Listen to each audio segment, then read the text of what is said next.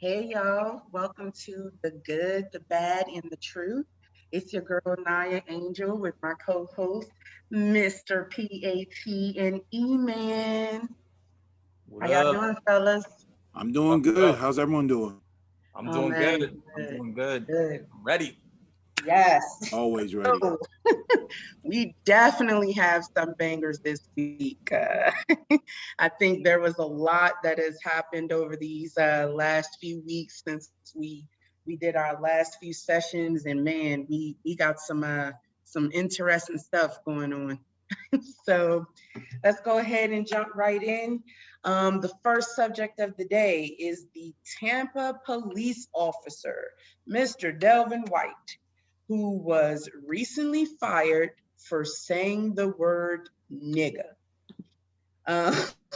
So I am going to go ahead and shoot this over to our man PAT to start us off.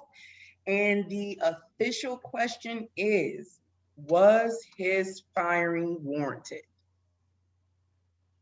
All right. I say no. No, the firing was not warranted. Delvin White, the cop, he was on a personal phone call. That was the first time he was caught saying nigga. The second time he said it was during the phone call when he said it, but he also said every day that I go to work and not one kid gets shot or stabbed, that means I've done my job. And that's a lot of responsibility. You don't have all that responsibility. Well, some will say you have more responsibility. You manage a multi-million-dollar property, or some ghetto nigga that gets shot or stabbed. I don't know. But to their mama, they worth $1 million. This is what he said. The third time Delvin says nigga is when he was arresting someone for trespassing. He said, "You going to jail now, nigga." So what I will say is, obviously, as a police officer, he should have maintained his professionalism. Not saying nigga is one of those ways to do that. The word, as we all know, is a controversial word. We already know the history and how white people used it as an offensive term towards Black people. We Black people eventually took the word and made it our own and started using it as slang. Now, I'm not here to discuss the right, the wrong, or the indifferent of using the word. What we all know is that the word has become a term of endearment amongst us, amongst Black people. We took the ER out of it and put an A on it instead. People like to say, well, if Black people can use it so freely, why can't everyone else? What I would say is that word coming out of a white person's mouth is never a term of endearment and won't be seen as one. Their history with the word is well cemented and well documented.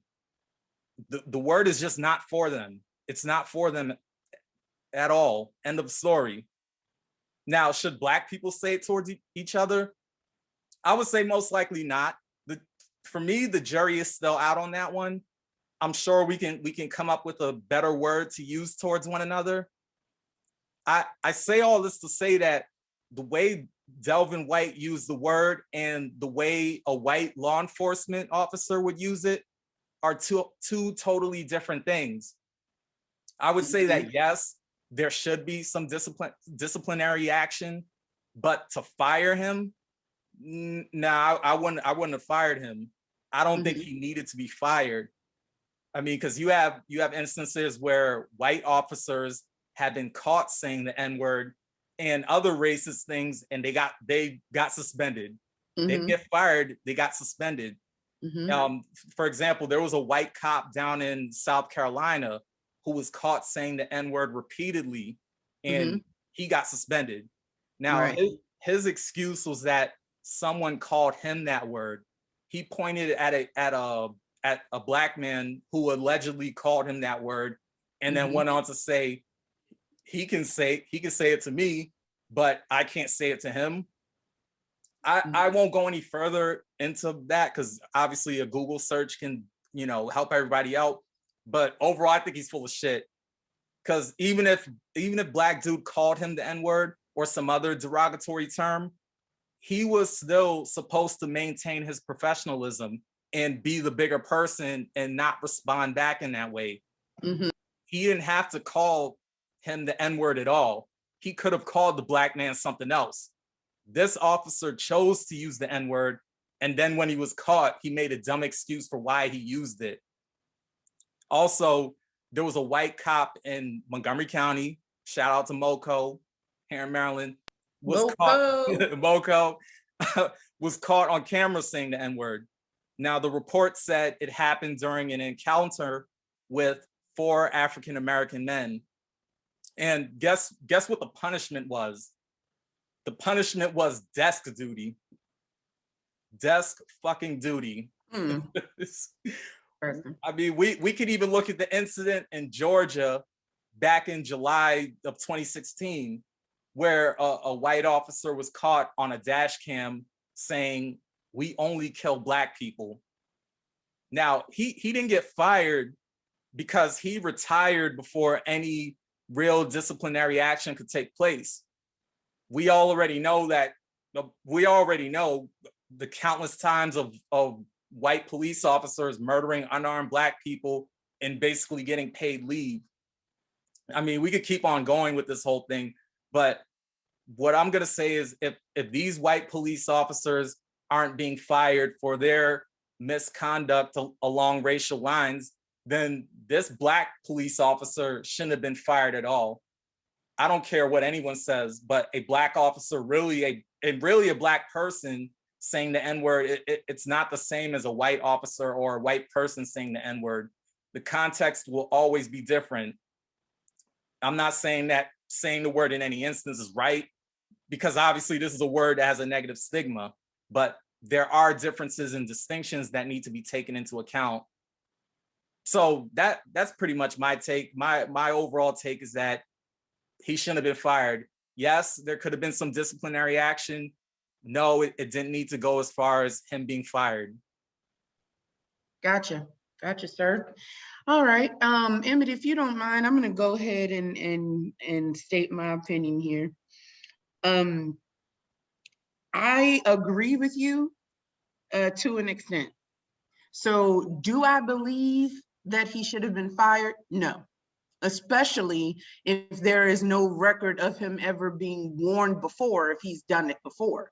Now, I get that there are degrees to which you can fire someone for offenses, right? Like you don't have to warn someone to not punch someone else when you're in the workplace. If they punch someone else, that's a fireable offense immediately.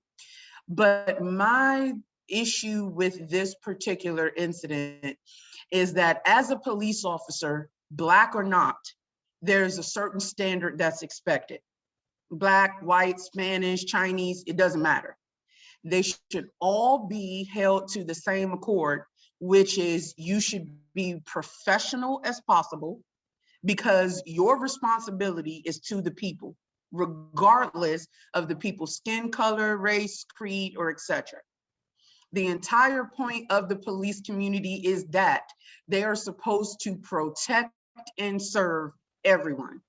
And they're supposed to do that with a certain level of professionalism and respect. Regardless of how I feel about the word nigga, he was not being as professional as he should have been at that time.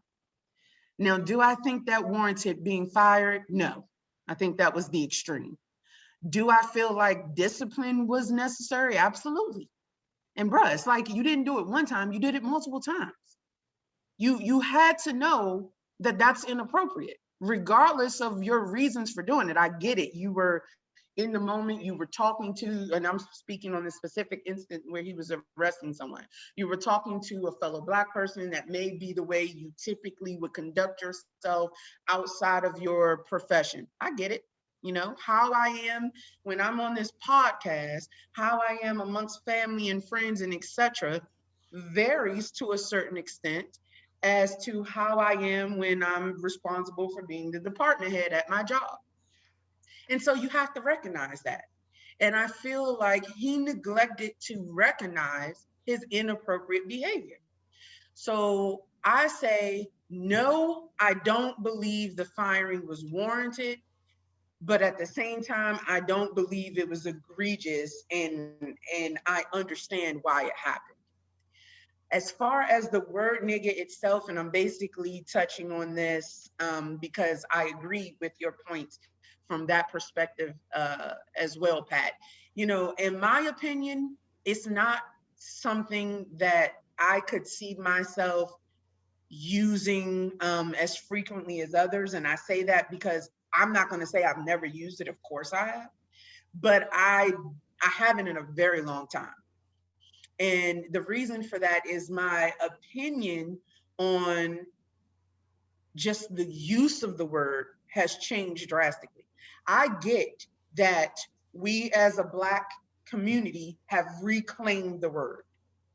We have, it's not even the exact same word that's being uttered, right? There's a difference between the hard R and the nigga ending in A, right? But at the same time, it's another one of those words that has such a loose and convoluted meaning in our community that I don't feel like everyone is on the same page about the use. It's again being used when it is appropriate for that individual's narrative. And if that individual's narrative is truly to reclaim it because white people used it in a derogatory way against us and etc., okay. But I've more commonly heard it just used as a general greeting. And for me, you know, similar to the term Black man, because I don't even identify as Black. I don't identify, and let me clarify that because I know people are going to be like, what? Black is actually not a color.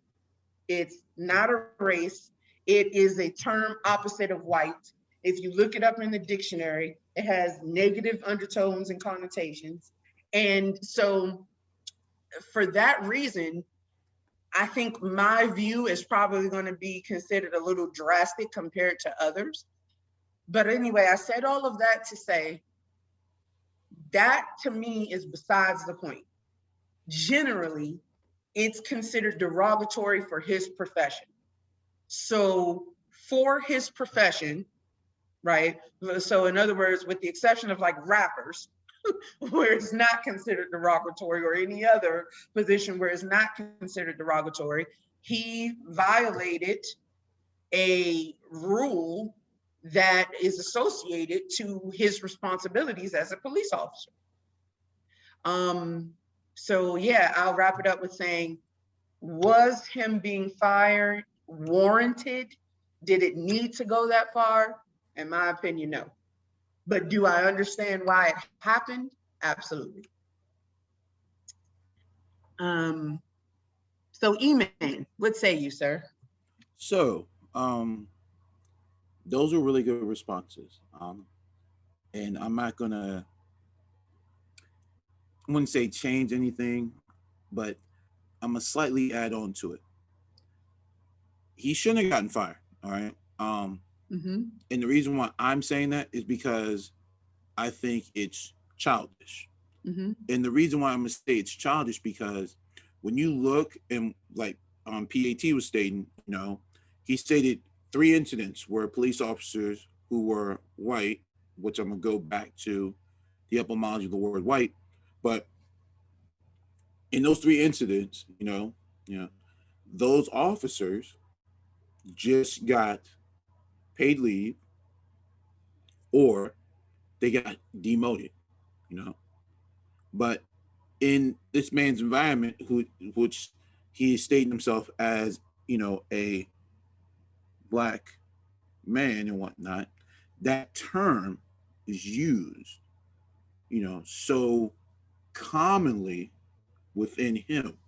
So when he calls another Black boy or man the N word, it is common because this is a word that we cultivated based upon two other words that was cultivated by, I like to use the word white, but more in the sense of European people who, look down upon us.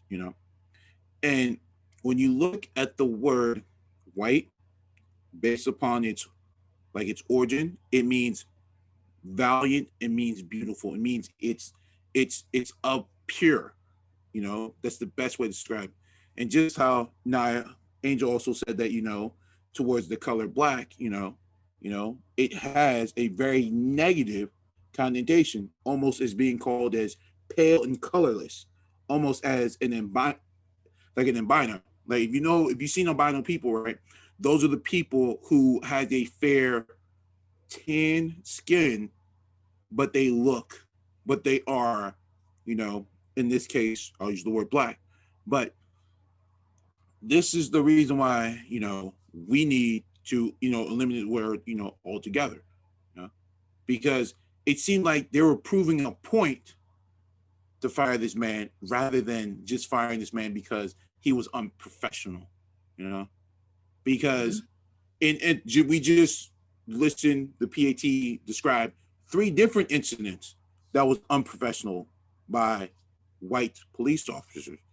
And it was all the sense of being demoted, and these are the things that does not bother me in society, is that we got to stop using words in the wrong context. Because PAT stated that an officer stated, about, it's good to kill black people and whatnot. I don't identify myself as black because that word is very negative, because it's not even a race, a nationality, it's just a color. Right. Just like how white's the color. Right. That's why I choose what I say clearly and precise. So him getting fired is just basically childish. He shouldn't have gotten fired. If it was so long in the sense if it was a conversation, and and there was some type of demotion behind it, that's fine. That's cool. Yeah, I agree. Like a demotion. But for a man to lose his job for a word that he's commonly used to saying, because it's been said around in his environment, and that's the thing, many people just don't get, we all come from different environments based upon how we were, I would say grown up or, been around with, but I feel that many of those officers who are white, because they feel like they can't say that word, this is like this whole thing of like, I got you now. Since I can't say it, now you can't say it. And what does that look like? 2 children going back and forth at the playground. And this is where I feel like this is that situation that's going on right now. You know? I that hope was an interesting point, man. Yeah, it is.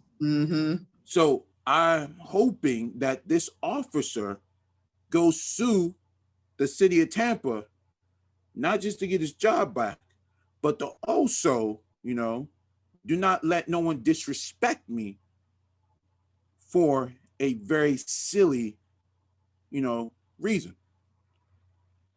And I'm just going to end it from there. Okay.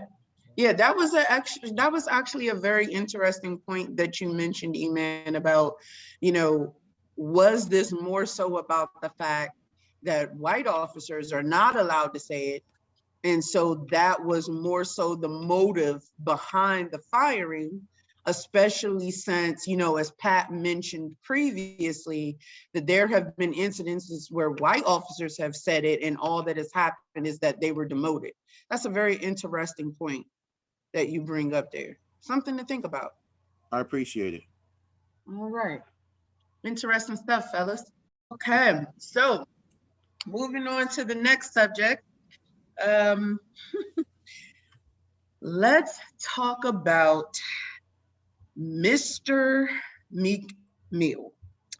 So I'm sure you fellas know that recently our guy decided that he wanted to reference Kobe's death in one of his lyrics. He is, how do I put this? He is not extremely vocal about the response that he's received about it. He has made a few comments, but what he has done is addressed Vanessa Bryant, who has basically made very clear her distaste for his lyrics. And so I'm going to pass this over to E-Man to start us off. And then we, of course, will go from there. So E-Man, what say you, sir? Wow, Meek Mills. So I'm gonna be honest with everyone. I'm not an average Meek Mill listener. When I heard Meek Mills come out, he did a song called Ambition with Wale, on his album, Ambition, with him, Rick Ross, and whatnot. And that's the first time I actually heard Meek Mills. That was the first time, me listening to him, And then he got into that little scuffle with Mr. Drake, but I'm not even gonna go into that. But the thing with when it comes to rappers and how they choose to put their lyrics together and make everything rhyme, everything has they look for everything to be catchy and witty. And this whole thing with punchlines is what makes really good rap. And Meek Mills is known for being a freestyle rapper, so his thing is all about punchlines, So he probably took it upon himself, whatever song he chose to put it in, he felt, using that as a punchline will cause, that'll make the song even better, or that verse better and whatnot.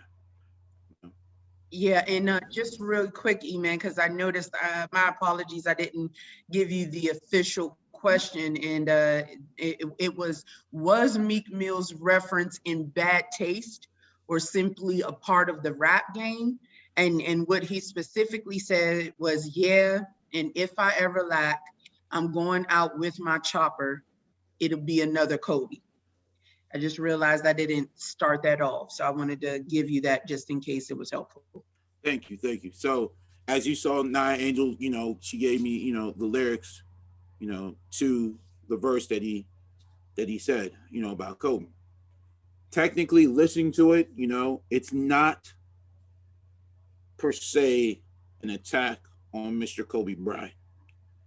He's using the reference of what happened to create, the wittiness to his song and whatnot.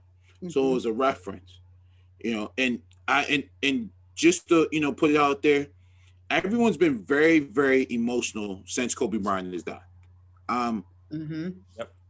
Yep. Point.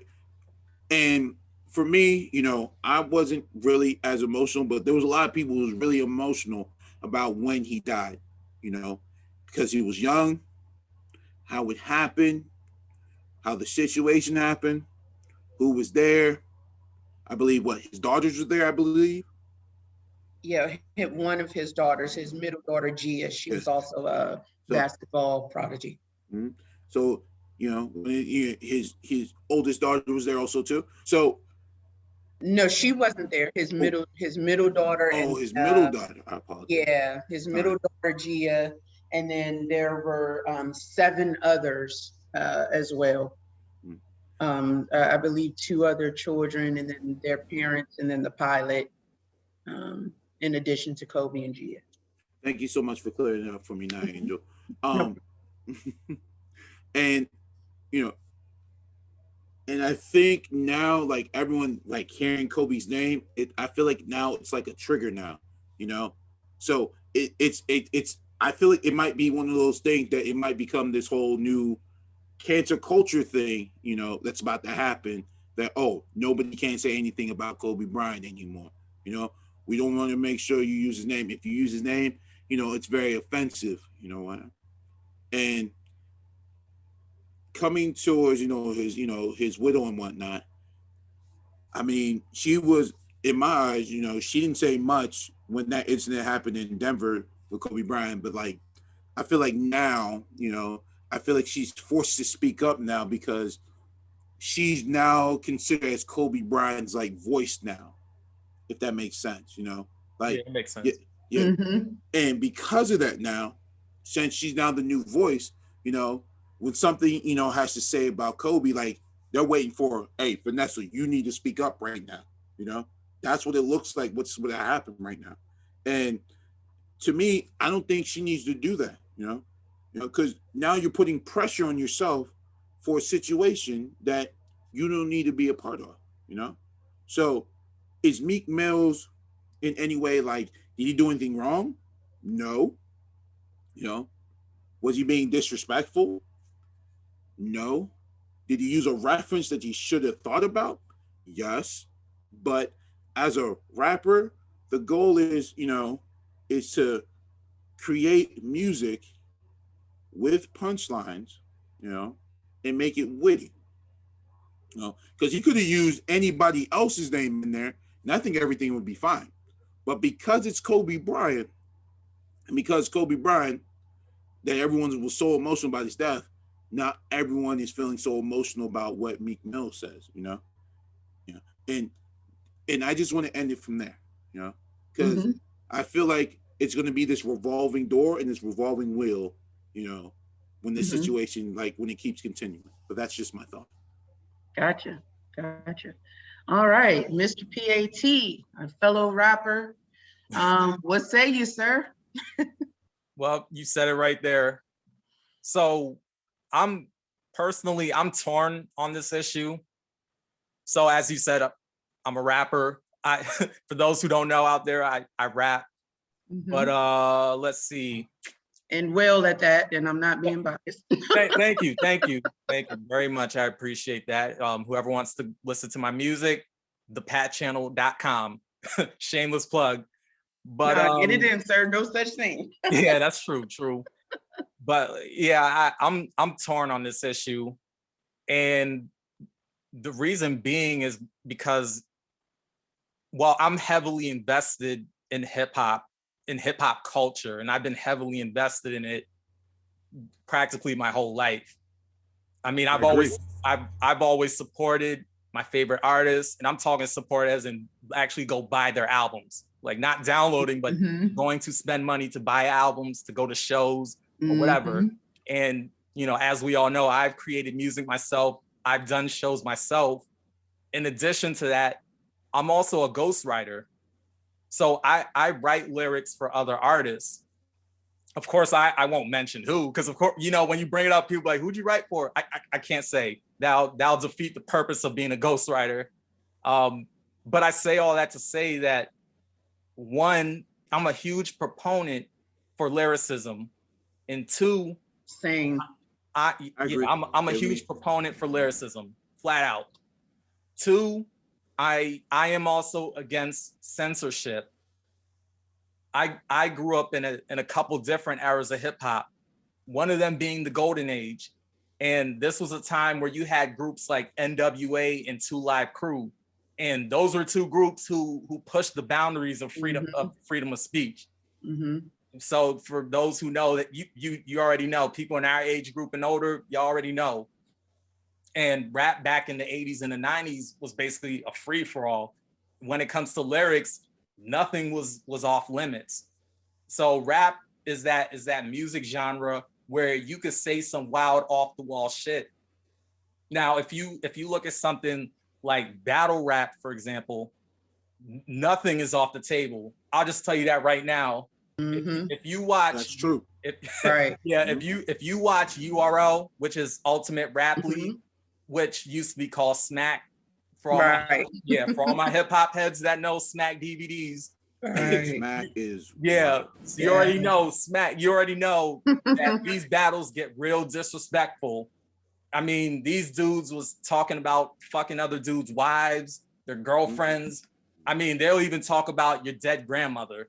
Right. So rapper name disrespectful. Arsenio, aka disrespectful. Right. You know, Sirius Jones. I mean, we can name them. Definitely, a lot of these dudes are just disrespectful with it. So nothing is off limits in that realm. So, but even guys like myself who aren't necessarily battle rappers, we like to say punchlines and metaphors that make people say, "Oh shit, did you really just say that?" like that's just what we do. So as a writer and as an artist overall, I personally get a kick out of saying some shit that is unexpected and you know can be seen as controversial. I honestly think that a lot of us rappers don't mean any harm. I know I don't mean any harm. I think most rappers don't mean any harm. They don't have any malicious intent. But we're artists expressing ourselves, and what we do is we take our surroundings, we take our environment and the things happening in the world, and we try to be creative with it in a lyrical format.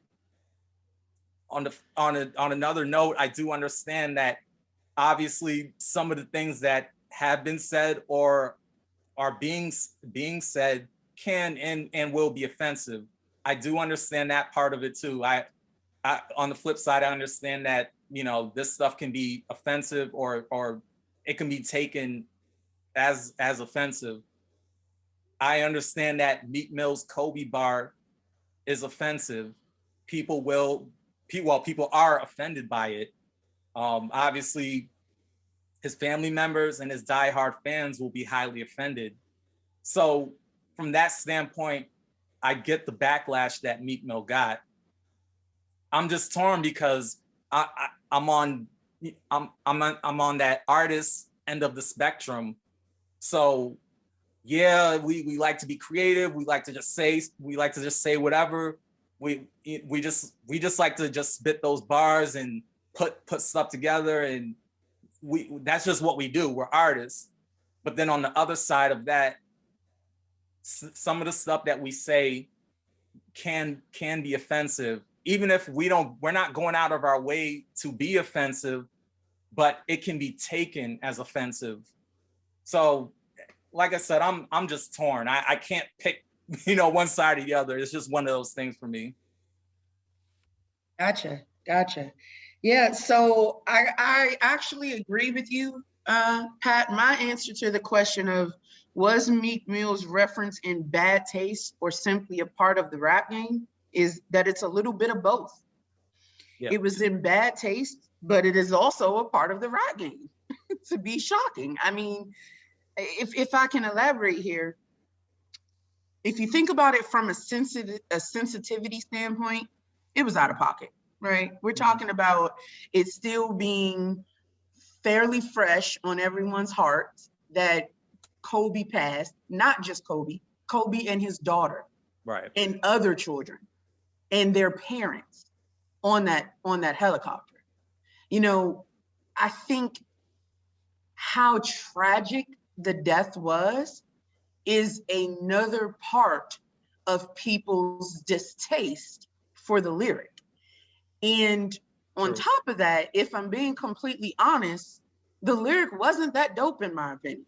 I've heard that. No, it wasn't. It was lackadaisical in my opinion. I agree with that. So that's why I don't listen to Meek Mills. This is why. I mean, this is why.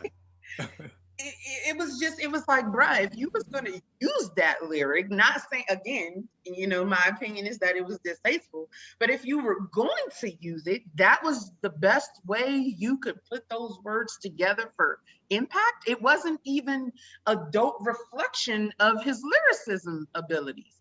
So for me, it's both, because with saying that, at the same time, that's what hip hop is. It's about pushing the envelope. It's about having an impact that goes beyond yourself. That's the point of artistry, right? That's the point of hip hop and the rap game in general. Correct. If you take it back to why hip hop was created in the 80s during the crack pandemic and what we faced as a Black community, the intent was to reach beyond our small neighborhoods and give each other hope for a more positive future. So hip hop has always had the intent to be impactful. I'm not saying that it was intended to be negatively impactful, like it has gone over time to a certain extent, but in general, the point was to be impactful. So for me, it's like, I'm torn, as Pat said. I'm torn between being a true hip hop head and understanding why he decided to go there, right? And I'm torn between the fact that, bruh, of the many different things you could have said, you chose that, and you didn't even make it a dope lyric. It wasn't like it was like a metaphor that blew your mind or anything like that. And as a true hip hop head, and the reason I put the word true in front of it is because I am not biased when it comes to hip hop. I will listen to whatever I connect to from whomever I connect to, not based on region, not based on race, not based on color and creed, but the artist, the music. My favorite rapper of all time happens to be Lupe Fiasco. I happen to believe that he trends, like, listen, if I ever got a chance to even just meet Lupe, and my goal to meet Lupe varies from most hip hop fans who would just be like, you know, in awe and shock. And he's just like, oh, it's my favorite rapper. I would like to pick that man's brain.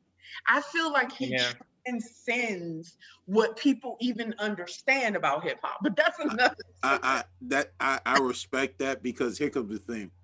When I first listened to Lupe, when he came out with the whole kick and push, I'm sitting over here like, who in the fuck is this dude? When I first heard Lupe, and I started listening to his stuff, I was like, who in the hell is this dude? Like, he's a very creative dude. That's all I'm gonna say. Highly creative. He's just a very, and I'm like, some people be like, you don't like certain people. I'd be like, yeah. I'm like, I told people Lupe's really cool. You know, people looked at me crazy, you know.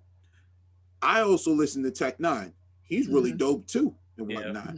You know, many people don't know that one of my favorite rappers I like to listen to is Lil Flip and whatnot.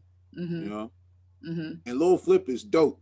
People be thinking like I sound crazy. I'm almost like, I'm not even into the whole Houston, you know, like what, I forget what they call that stuff when they saw that chop and screw stuff. Chop and screw, yes. I mean, I'm not even into like listening to most of that stuff, because like Flip only uses it in certain parts, but like the music, like down south in Houston itself, like it's really dope. Like and the one thing, you know, many people didn't get, that I have a lot of respect for like Mike Jones, because no one really respected that man's craft music. Like, but he's an amazing dope dude. But I just want to quickly end on this and whatnot, that, you know, it, and like how you guys were saying, you know, how that punchline didn't work.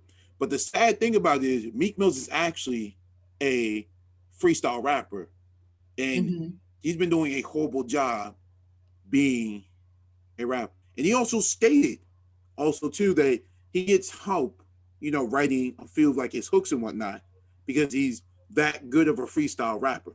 So he's been trying to work on putting music together, and it just hasn't worked that well. But so I'll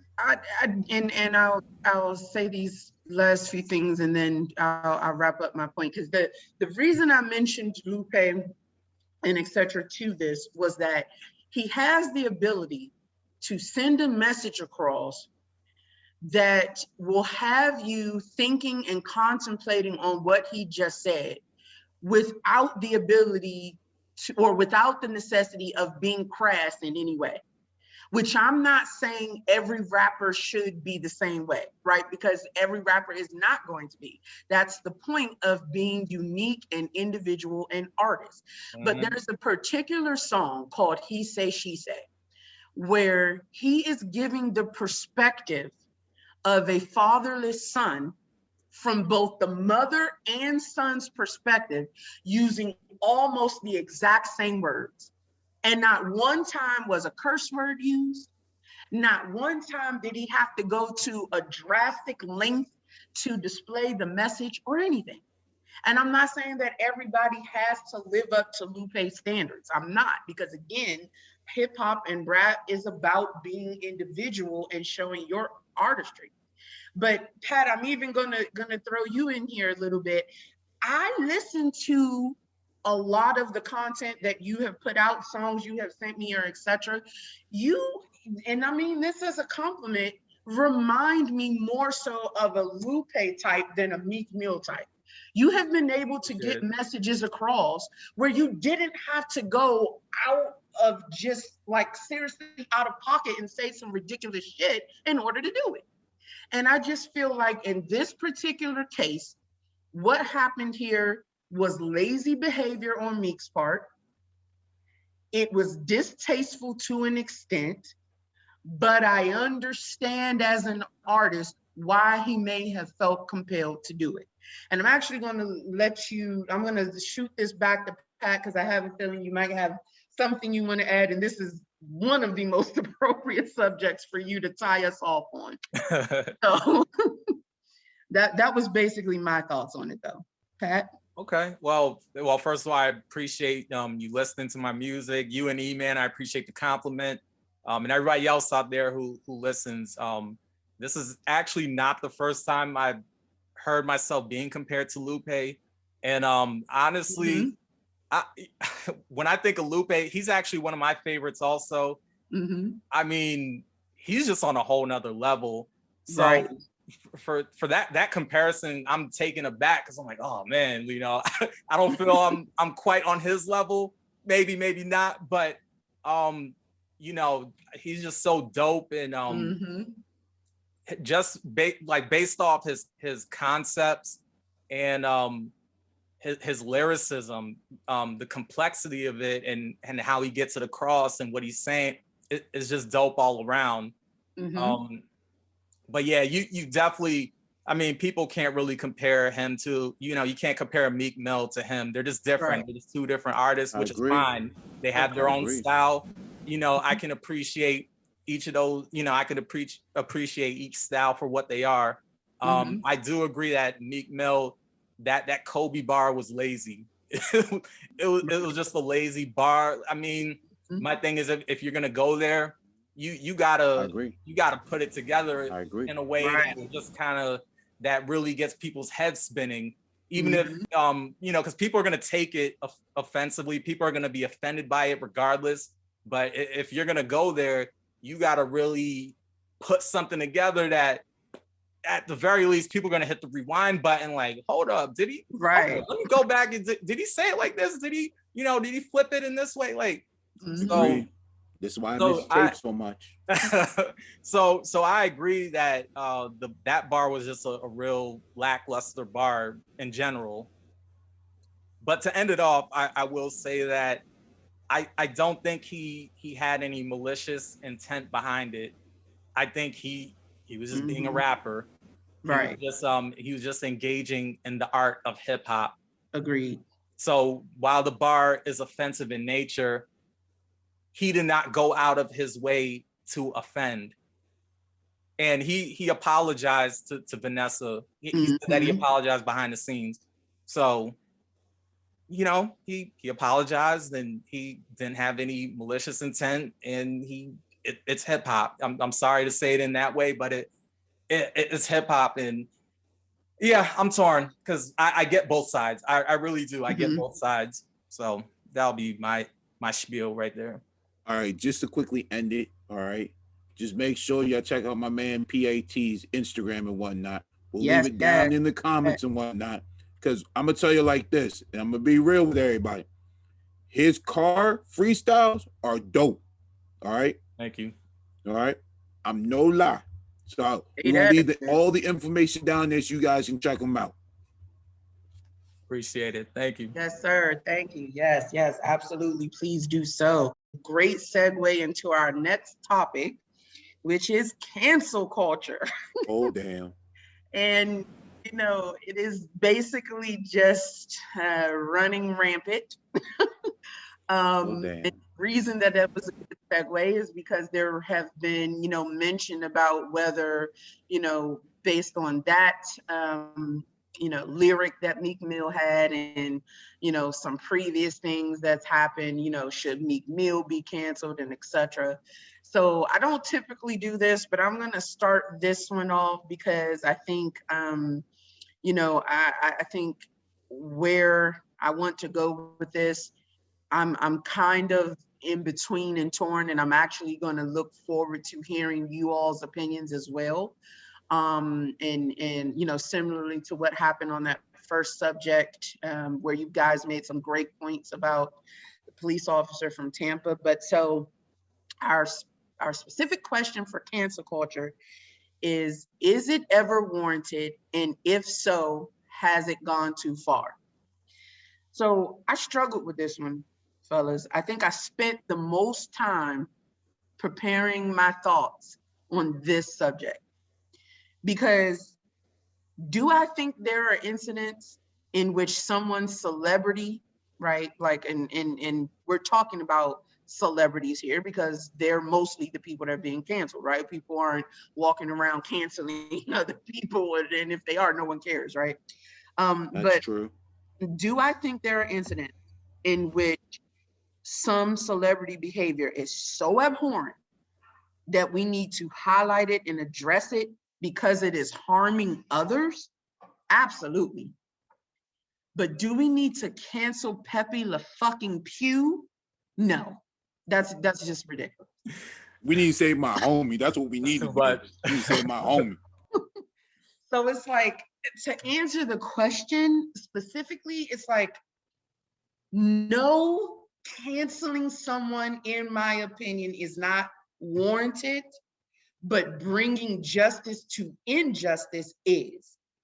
And so what that means is if someone wants to say it's cancel culture, and I'm throwing up my quotation marks you can't see, right, is going to do something like bring attention to fuckers like Jeffrey Epstein and the R. Kellys of the world and etc., then yeah, you know, let's expose these people. They need to be exposed. They're harming others. Injustice has occurred. Bring justice to the victims.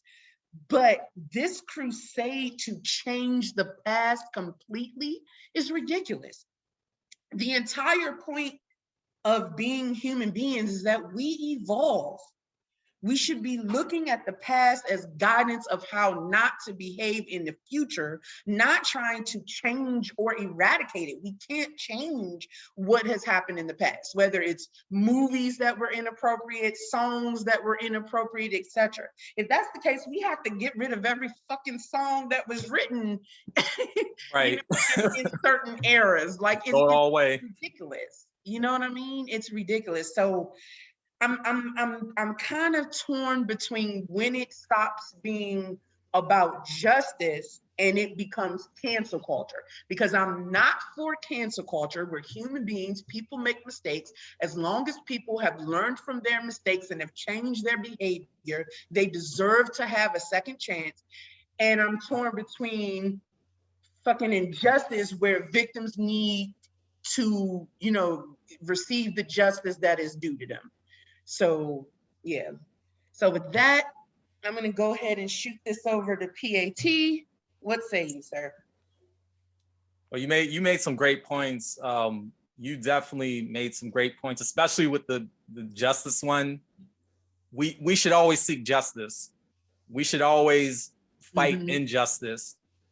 So if cancel culture is going to be a way of trying to enact justice, absolutely, let's do it.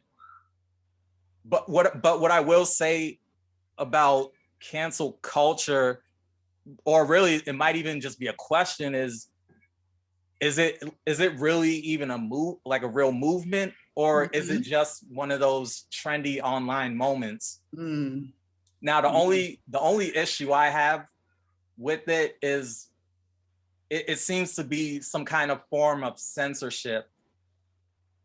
To me, it could be yet another way to really just shame and silence anyone or anything that isn't politically correct. And it just seems like people are finding things to be offended about. I mean, you already mentioned Pepe Le Pew. I mean, really, we're canceling that. I mean, and he say my homie. But Yeah, like I said, it just seems like people are finding things to be offended about. And I understand that there are things in this world and certain ideas and narratives out there that are problematic and need to be corrected. But it also becomes a question of, where do we draw the line? Like, where is the line drawn? I mean, from what I've seen so far, a lot of the recent cancellations were of celebrities who engaged in some type of cultural appropriation, being a culture vulture, or some type of racism. Some were canceled for their harsh treatment of their employees.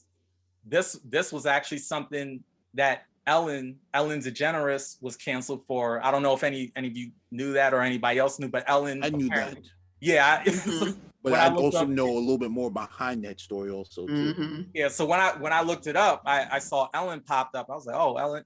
Like, I thought everybody liked her, but I mean, some of us don't. But I thought most people took well to her. So she was canceled, and it was said that some of her employees came out and said that she isn't who she portrays herself to be on camera, and basically the work environment behind the camera is toxic. So she was canceled. Another person we always hear about getting canceled is Kanye West. I don't know how many times I've heard about this dude being canceled. Right. I can leave Kanye alone. That's what they need to do. Leave him alone. It just seems like a mad genius. Yeah, as soon as he even opens his mouth with some type of contrary idea or statement, he gets canceled. I personally don't agree with it. I think it's a little too much. I get that, he says some stupid shit sometimes, but I mean, come on, how many times are you going to cancel this guy? Now, I'm not saying that they're bored. Yeah, they're bored pretty much, but I'm not saying that people shouldn't be entitled to how they feel and that they shouldn't cancel whoever they want to cancel. What I will say is that I just think it's corny that it became some type of movement. Because really, before cancel culture was even a thing, people always actually cancel people in the real world. It's simple. You just stop supporting whoever or whatever you think is problematic. Right. Once enough individuals cancel whoever they want to cancel on their own, then that person or persons will be canceled, and they'll fall off eventually if enough people cancel them. There doesn't have to be this little trendy online, it doesn't have to be this whole thing. So just to end off my point, at the end of the day, everything isn't so black and white. There's a lot of gray area, and everyone's not going to be offended by the same things. Right. Everybody's just not going to be offended by it. So it just goes back to my point of where do we draw the line? Where is that line drawn? Absolutely. All right, good stuff, sir. E-Man, what say you? So this whole cancel BS joke, a mockery, I can keep, having many names if I choose to, but the shit is a bunch of baloney, and I'm gonna keep it. I can go much raw than that, but I'm gonna keep it very clean and simple. Not just because, I can get nasty and get really gritty on this subject, but the shit is a joke and whatnot, And the reason why I'm saying it's a joke, like, you guys are canceling shit that makes no sense to be canceled. There's more shit that goes on in the world that they're not even canceling, nor they're talking about. So you try to sit here to hide the truth. Like, you guys are sitting here canceling Pepe Le Pew, a cartoon character that was made, I think, in the 40s and whatnot, 40s. And, he is slightly portraying a thirsty type of dude. But here comes the thing. When you look at the cartoon, the one that he's being thirsty on is a cat. I don't think cats like skunks. I think cats like cats. I don't think they like skunks because skunks are, they smell, but it's supposed to be funny, nobody wants to smile and laugh because it doesn't seem humor to them. See, the thing, and when you look even like at comedians also too, their job is to be funny. That's their job. That is the occupation of, what they're choosing to do. So when they say stuff, it's supposed to be funny, But now everyone's like, oh my gosh, no, you did not just say that, We all sounding like, I don't want to use this word, but, many have said it, like everyone's sounding like a bunch of, like crybabies, like literally crybabies, and it's very sick, that they can't, like, nobody has canceled, I think I think they might cancel the Power Rangers because the basic, me and PAT had a conversation about this earlier throughout, the week because, I'm gonna be pissed. How each Ranger, based upon their color, is close to almost that same dynamic, Why is the Yellow Ranger like Asian and whatnot, But then when they redid the cast, she's a young Black woman who's playing as Yellow Ranger, The Black Ranger was Black, but then they switched it up to a Latin Hispanic guy and whatnot, So, like, it just needs to stop. Like, no one's controlling this. I don't know how this is a movement. It shouldn't even be a movement, I don't know how it's a movement. I feel like it's just people in their feelings. They need something to do. They be like, yo, we're going to cancel this. We're going to cancel that, Like, here's one thing, Does anybody know what Nebula means and whatnot? So, Nebula is the North American Men and Boys Love Association. This is an organization that's been an organization since 1979. This organization, all right, is deeming that, that men and boys, all right, should be lovers. We're not talking about, like we're talking about almost like pedophile stuff right here. Nobody wants to cancel that, but we're canceling cartoon shows that are scripted, for entertainment, Like, we have serious issues that are going out here that people have coined to create organizations from, but nobody wants to cancel that. Nobody wants to stop that. So that proves to tell me that this whole canceling stuff is just a big joke. And it just makes me sick to my stomach. Like it's just very silly. Like, it's all these picking and choosing, this and that. Oh, that's what I feel like this is about. But there's real issues out there that need to be canceled, No one's canceling, Cardi B for the stuff that she does, or Megan Thee Stallion. I don't think they're bad people. They are performers, so they're performing. But what they're portraying is really sick and destructive behavior for young girls and women all around the world. But nobody wants to cancel them.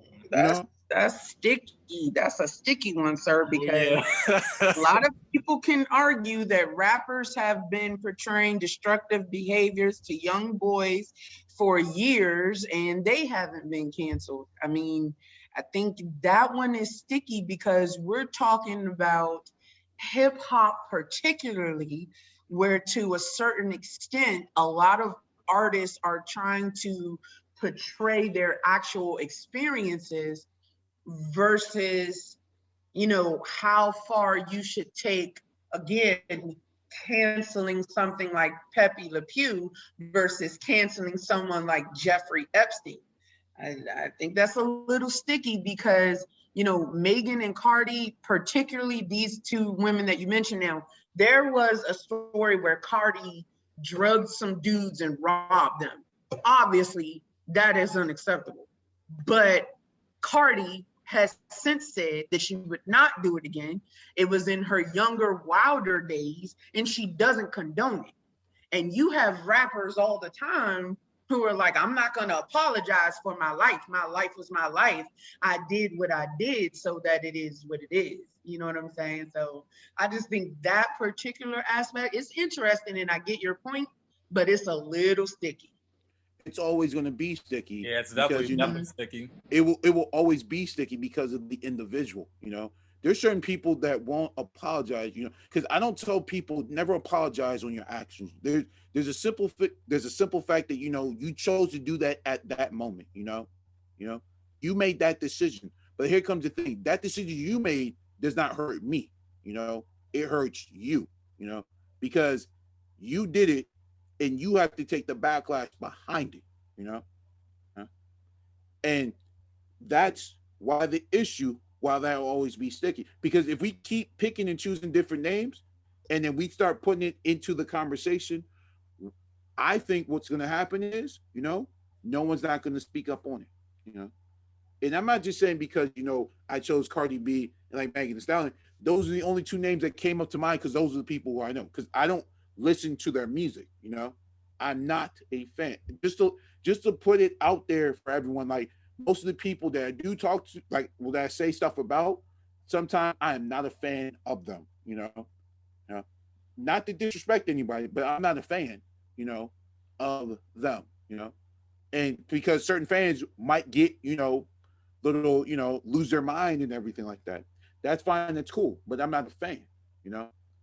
But I totally understand what you guys are definitely coming from, about that. And I feel, even if I said another name, it wouldn't change. But, has anybody actually canceled like Jerry Epstein and whatnot? Because since Jerry's, stories came out, like I haven't heard anything new. He's actually dead, according to the last that I heard. He committed suicide in jail. But yeah, Jeffrey Epstein was 100% canceled, to say the least. He was definitely canceled, facing charges. Yeah, he was canceled, and he's dead. So yeah, he not only was he they've done documentaries about him and everything, but they brought him up on a number of charges. They arrested him and his girlfriend of 20 years because some of the victims, had very explicit and vivid details of the way that she participated. And then, not to dive into this subject too far off of what we're discussing now, but, there was even discussion of him having evidence of very prominent figures involvement in this whole sex trafficking thing with his story. Like there are some that say that there was like this list he kept of celebrities who went to this island where he had these young girls waiting and who were engaging in sex with these minors, knowing that they were minors. So yeah, his went about as far as it could go. I actually seen that list though. So yeah, but okay, I think that was a very good convo that we had there on that subject, fellas. Moving on to our next subject, which is Coming to America 2. Before we dive in here, just because we are going to be talking about many different aspects of this film and what it has meant to Black culture and etc.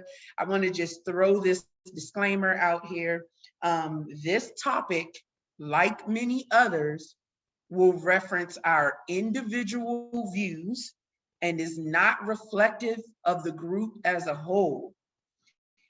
With that said, in general, we are not here to attack anyone's lifestyle, and each point of view, as previously stated, is individual to our beliefs on the subject. Okay, just so the audience knows. So the official question for this topic, and I have a feeling that multiple things will come up, but it is what are your overall thoughts on the film?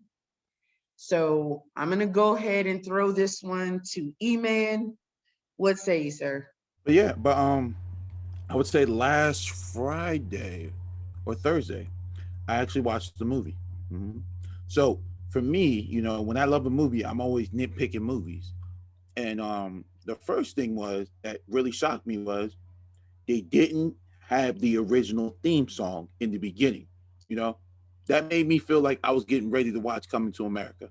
You know, because you know my and this is just personal, but my grandmother loved that movie so much that we watched it every time that I always went to her house. You know, it was that special to me. So when I saw when the second one came out, and I was listening, I was waiting for that theme song, but they only played like 3 minutes of it. You know, that I felt to me that was a little disrespectful. You know, because that's what I was waiting for. You know, and then another thing is, you know, that man in the first one, I don't even know his character name, but the driver, you know, the one who always sings and always, he kills, in the beginning, Coming to America, that song, Queen, the one that sings Queen to Be. Yeah, Queen to Be, Yeah, I don't know his name, but I know which character. Yeah. So they gave my man another good, yeah. 7 minutes, killing on the mic. And that made me extremely excited, But I hate how they try to downplay him. They ain't trying to give him no lines and make him feel part of the movie. See, that was a little disrespectful and whatnot, But overall, the movie was okay. I felt it was a safe movie, and I think it's because the simple fact is everyone's so scared to say what they want to say now, and that's been the whole thing. But the controversy behind the movie is, the character who played as, the prince and whatnot was actually on, I'll make sure I want to pronounce this, RuPaul Drag Race and whatnot, And many people who don't know that show, RuPaul is basically a transgender man, it's a man who basically portray himself as a woman, And he seemed like, the guy who played that character, was actually on that show, I actually did some research and I found out, and yes, he was on that show. And the one thing that really, really, disturbs me a lot is that, is this whole demasculation of like black males so they can play a role part in a movie. And I'm saying this because several has talked about it. And Little Richard, before he died, he actually had an interview. And the first thing they always asked him, like, why he dressed the way he acts. And the answer that he asked, like when he answered the question, yeah, he said, "This is how they want me to be. This is the only way I can be on stage." I have to dress a certain way. My mannerisms have to be a certain way, just for me to be on stage. And I'm not quoting him. I'm just I'm just giving you guys a synopsis of what he says. And I feel like this was just the same situation because he was a lead in a very predominant movie that everyone was waiting for, that sequel. And now we got it, and now we have to deal with this whole backlash with this thing, with this character. And I feel really bad for this brother because it's so it's like distasteful, because when I found out about that, I was like, so are you telling me, or like, are you also a transgender man, which doesn't bother me, but is this something you're going to hide and not tell people? And then when people find out, like what does that take, and I just keep finding this whole thing of being, disrespectful because it's this whole agenda thing they keep pushing, and that's what's making me now disliking the taste of the movie. Will I watch, supposedly the third one that comes out? Maybe, because this is something, I need to know what's going on. But the second one, it's just me finding about that. They downplayed a few characters. They made the king, look really bad with whole, him over there sleeping with a prostitute, like this. It's just this whole sickening thing. So I'm just, it was good, but I'm also disappointed at the end, So it's just not a bad movie, but overall, but just like for like a personal standpoint, it was just it was a just an utter taste in my mouth, and I just it's just sad. It's just sad. Mm-hmm. I'm gonna just leave it as that. Just sad. Okay. Gotcha. So I'm gonna go ahead and go here with my views on this, only because I have a few things that I want to cover about it, as well as specifically to a few points that you made, Emmett. So I think for me, as far as the casting was a big thing for me. Not so much about the son. I honestly did not have any knowledge of his prior roles or what he's done previously, but honestly it doesn't bother me. I don't necessarily hold previous work to an actor's ability to do the role they're in at that moment. Because if that's the case, then I would be very concerned about Robert Pattinson being the next Batman, because Twilight was horrible, right?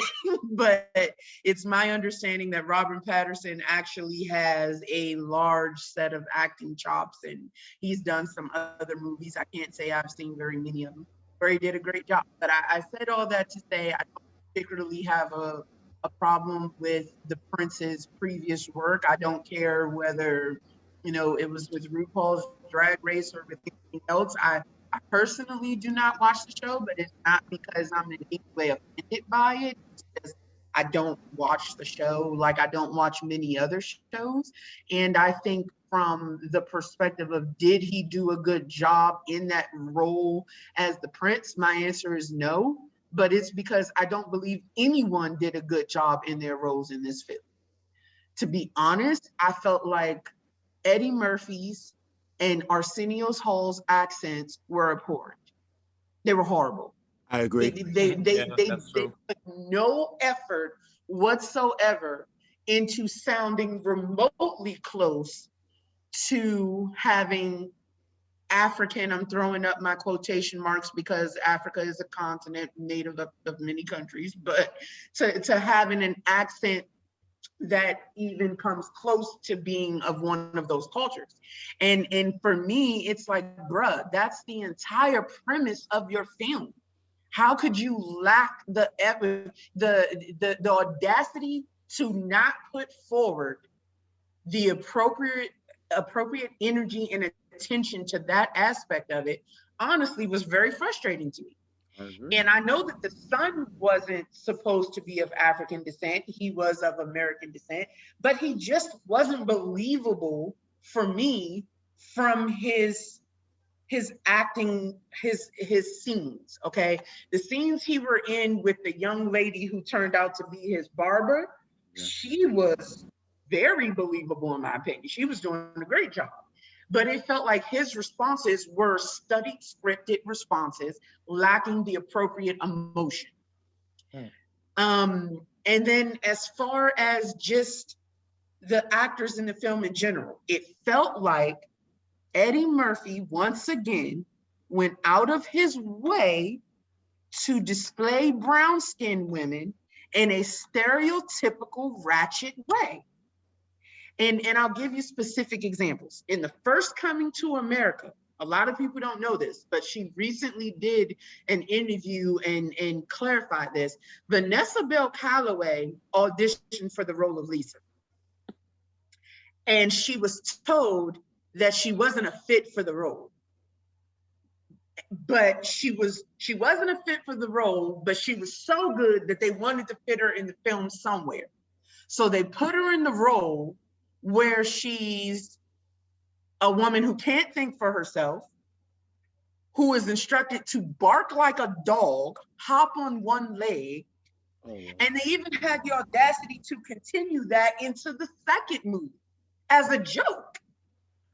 And if you that was not cool. No, it wasn't. And if you look at Eddie Murphy's his continued behavior with this, he does this often, like Norbit. The entire premise of that horrible movie, which is not 1 inch of funny, and this is not about being a brown-skinned woman myself to a certain extent. I mean, it is, but it isn't. It's not, because I can laugh, you know what I'm saying, when things are funny, regardless of whether it's something I relate to or not. That movie, Norbit, just wasn't funny. It was outrageous and ridiculous. But again, he went out of his way to make the main character a ratchet brown-skinned woman. He did the exact same thing in Coming to America 2 with the mother of his son. And at some point, it just gets tiring. It's like, bruh, if that's the extent of your comic abilities, you need to retire. I don't care what you've accomplished in the past. You have to evolve at some point. And so that, coupled with the bad acting, coupled with the fact that for me, it just felt like this was a grab at pandering to the things that Black people wanted to see in the film, like bringing back all the old characters and the live funeral for King Joffrey, which was just ridiculous, where they had basically every Black. I don't even want to talk about that scene. Yeah, I mean, salt and pepper. Yeah, it was just ridiculous. It was just ridiculous. So for me, my overall thoughts of the film, basura. Which is Spanish for trash. I like that. I like that. But what I was about to say, what did you guys think about that whole Michael Blackson stuff with the whole Wesley Snipes stuff they had going on over there? It was extra. It was extra.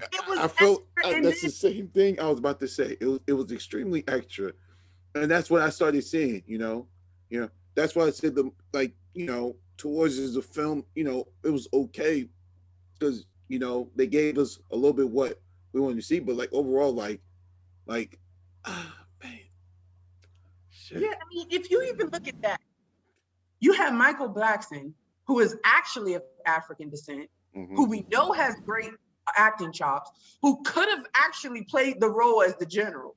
Introduce Wesley Snipes, who is not as comical as Michael Blackson. Why? I don't know why Wesley Snipes was even in this damn movie. Exactly. Right. It's the same reason why his ass shouldn't have been in the Expendable 3 movie. And he didn't do not one damn thing in that damn movie. And I think he only had like 3 or 4 scenes. But I'm like sitting here like, why is Wesley Snipes even in this movie and any other movie? Not to downplay the man as an actor, but like Wesley doesn't feel like he even wants to act anymore. So I'm like, why are you in movies, man? Like, and you overlooked a guy, Michael Blackson, who is actually of African descent, who could have played the shit out of that role, to have him just be the announcer. And then Tiana Taylor and the son, the one that's from Power or whatever, they were nothing but pretty faces in the film, right? There, a lot of women are attracted to him, and I know he is of African descent, but still, a lot of women are attracted to him, and a lot of men are attracted to Tiana Taylor. That was the extent of those characters. It was just trash. It was just trash. I feel like trash. Pat would say, sir. Oh, okay. I just want to just say something quick. But what I noticed, if you would really look at the movie, you know how they were they were cutting back, like, from the first one and showing certain scenes from the first one and whatnot. It made it seemed like they were trying to do this whole thing of this past and future thing, like past, present, and future, and I think that was the failing part about it, because I like Nia Angel's response about, Michael Blackson should have been like the general. But the first movie was made in 1988. I was 1 when that movie first came out. I didn't watch that movie until I was until I was 4, and it would have worked well because nobody would have known. Only those who was born in the 80s and grew up in the 90s would have known that. So it would have worked well. But it seemed like Like Nine says, like, they just wanted to put it out there. So, but continue, PAT. I'm gonna let you say your piece. All right. Well, y'all definitely gave your takes on it, and I I agree overall. What I will say is, as far as Coming to America too, it it was okay. I mean, it was cool. It was okay for what it was. Um, I would say people just nobody should expect it to even come close to what the first one is. It definitely should not be expected to be a classic or even somewhere in that realm. I always tell people that you got to go in with low expectations. Like you just with this type of movie, don't have big expectations of it. Just going with a low expectation, know that it's not going to be anywhere close to the first one. So I didn't go in with any big expectations at all. And really, in the beginning, I didn't really want to see it, surprisingly, because I love the first one. But when I heard that Coming to America 2 was coming out, I didn't even really make much of a big deal out of it. I was just like, oh, okay, here we go with the remakes and trying to create sequels. And mind you, this sequel is about decades old now. If they were going to do a sequel, they should have did it maybe 2 years or so after the first one. I agree. But that's neither here or there. So when it was announced that it was coming out, and even looking at the commercials, I was just like, whatever. But then I finally decided to watch it just to say that I've seen it. And yeah, it was okay. I mean, I'm not gonna trash it too hard, even though I could, but it was okay. A few things we do have to remember is that first movies in general are just hard to top, especially if those first movies are classics. They're just hard to top. Sequels are always tough. And when the first one, around the time of the first one, Eddie Murphy was huge back then. He came to fame, as we know, in the 80s, and he was big in the late 80s into the 90s. The first Coming to America came out in 1988, and it came out after he had big comedy specials like Delirious and Raw. Right. So coming. Sorry to cut you off, PAT. Didn't Beverly Hills Cops, did the first and second one, didn't it come out before or after Coming to America? So I think it was before. Before? I thought it was after, but I mean, either way, they came out around the same time. But what I was saying is the first movie capitalized off of his fame, and it was a classic overall. The movie itself was a classic, and it stood the test of time. It stood the test of time because we're still talking about how great it is to this day. So I would say to anybody that with Coming to America 2, you would have to detach from the nostalgia of the first one. You're just gonna have to detach from that. You're gonna have to detach from the nostalgia in order to not be too disappointed in it. You just have to do that.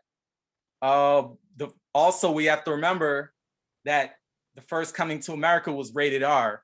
So with it being rated R, it had the luxury of being able to be edgy. Part 2 was PG-13. Oh, damn, I didn't even know that. Yeah, it was PG-13, so it had to tread lightly. And as I think it was E-Man that said it was safe. Unfortunately, it was safe. You could tell. You could look at the first one. You could look at the second one. Number 2 is they played the safe route. It was watered down, and that's what makes it. I'm gonna say trash. I'm gonna just say just as a movie itself, it being trash. I think it being watered down added to that. It just to clarify there for you all, Beverly Hills Cop 1 and 2 did come out before Coming to America. Before. That's what I thought. Okay. So I was right, because I just checked it out myself. I was actually right. Okay. Yeah, they came out before. Because and the reason why I'm saying this because Beverly Hills Cops 1 and 2 was the buildup to Coming to America. You know, Right. I don't know, who was director for Beverly Hills Cops 1 and 2, but because of, Delirious and Raw, when Eddie Murphy was out, that's the reason why he got the star role in Beverly Hills Cops 1 and 2. Well, And actually, Delirious and Raw came out after Beverly Hills Cop so it came 1 and after. 2. Raw came out in the same year as Beverly Hills Cop 2, right before Coming to America. So I think Pat mentioned earlier, so I think both of your points are on point because Pat mentioned earlier, before Coming to America, he was fresh off of, Raw and etc. and having that fame. And then you're actually right as well, because Beverly Hills Cop 1 and 2 even came before Raw. So I think both of your points are on point there. Right. So did Delirious it came after Coming to America? Delirious came, let me see where Delirious is. Delirious is actually not on this list. I only see Raw. Let me see when Delirious came out. Because if we find out when Delirious came out, then this will. I feel like that was his early stuff. Delirious came out in 83. Yeah. It came out in 83. Yeah, that was his first. Ooh. That was one of his first comedy specials, really. So if that's the case, so Delirious build them up for Beverly Hills Cop, Beverly Hills Cop, the first one. Then within that same year, he does a second one and does Raw after that. Then comes Coming to America. Do you see how the buildup comes with, Eddie Murphy? Because I believe at the time, when Eddie was out, the whole big controversy with him was, when Harlem Nights came out, and then I think when Boomerang came out, that was, the whole thing that kind of blew up Eddie Murphy. And I think because of what's that movie he just did for that dude in the 90s that everyone likes? I've even forgot the name. That everyone said that movie was like horrible on Netflix.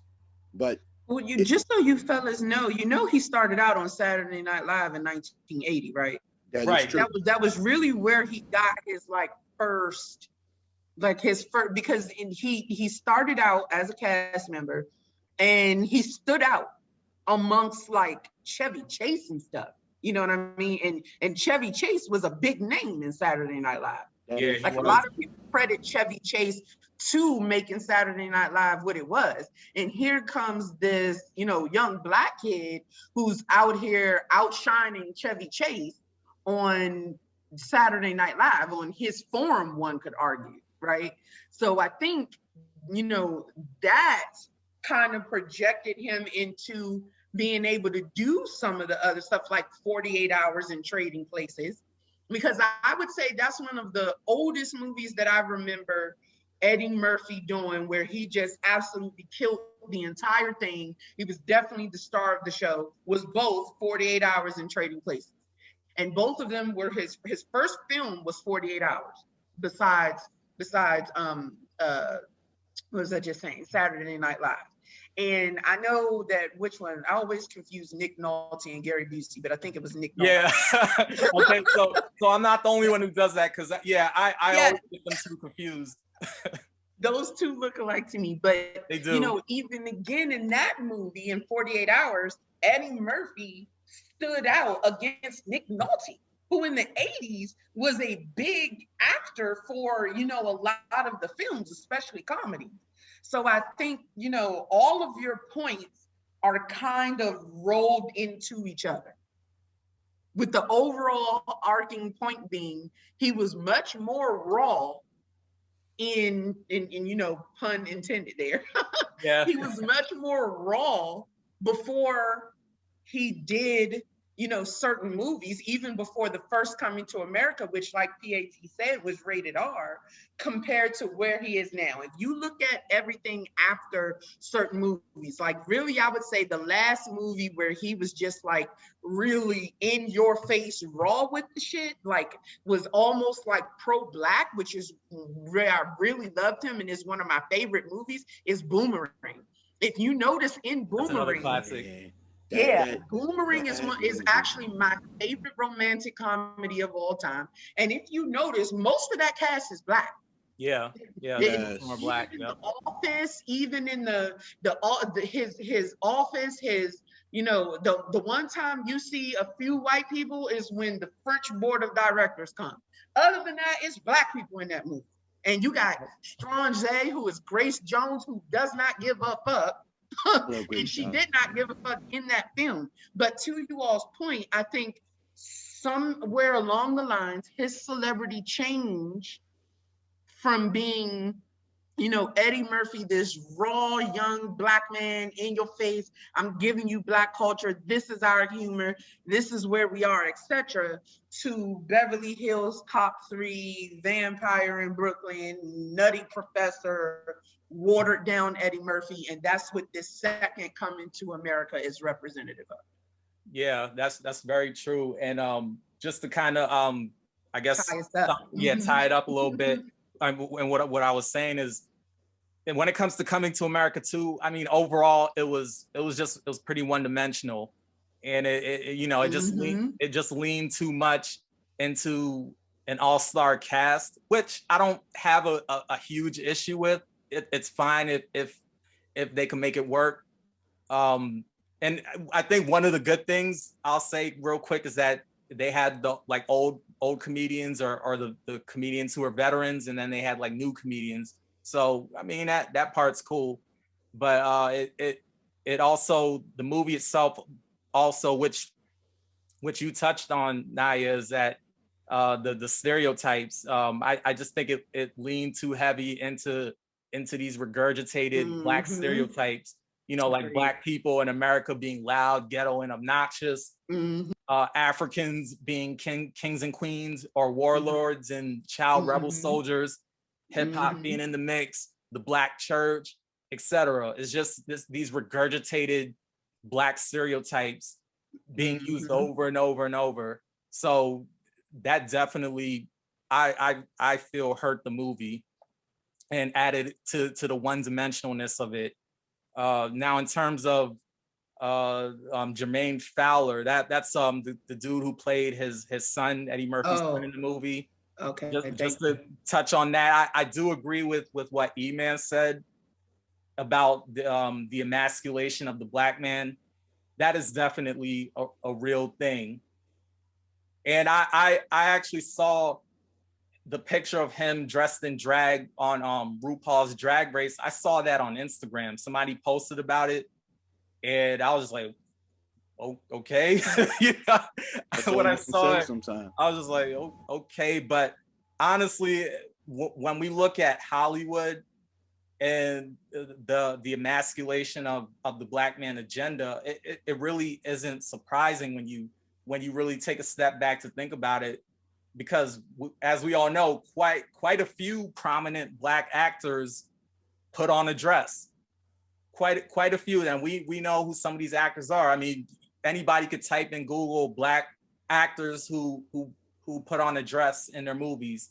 So the emasculation of the black man is a real thing, and Hollywood is one of the major tools to push that agenda forward. So for somebody like Jermaine Fowler, who I guess is on the come up, and like I said, I've never heard of him prior to Coming to America 2. I never even heard of him. That movie was the first time I've even seen him. So with him, it's basically, okay, you're up next. You know, it's one of those things where if you want to elevate within Hollywood and get more roles, you got to put on a dress. Okay, I was wondering how y'all were connecting that, because in the movie he doesn't put on a dress.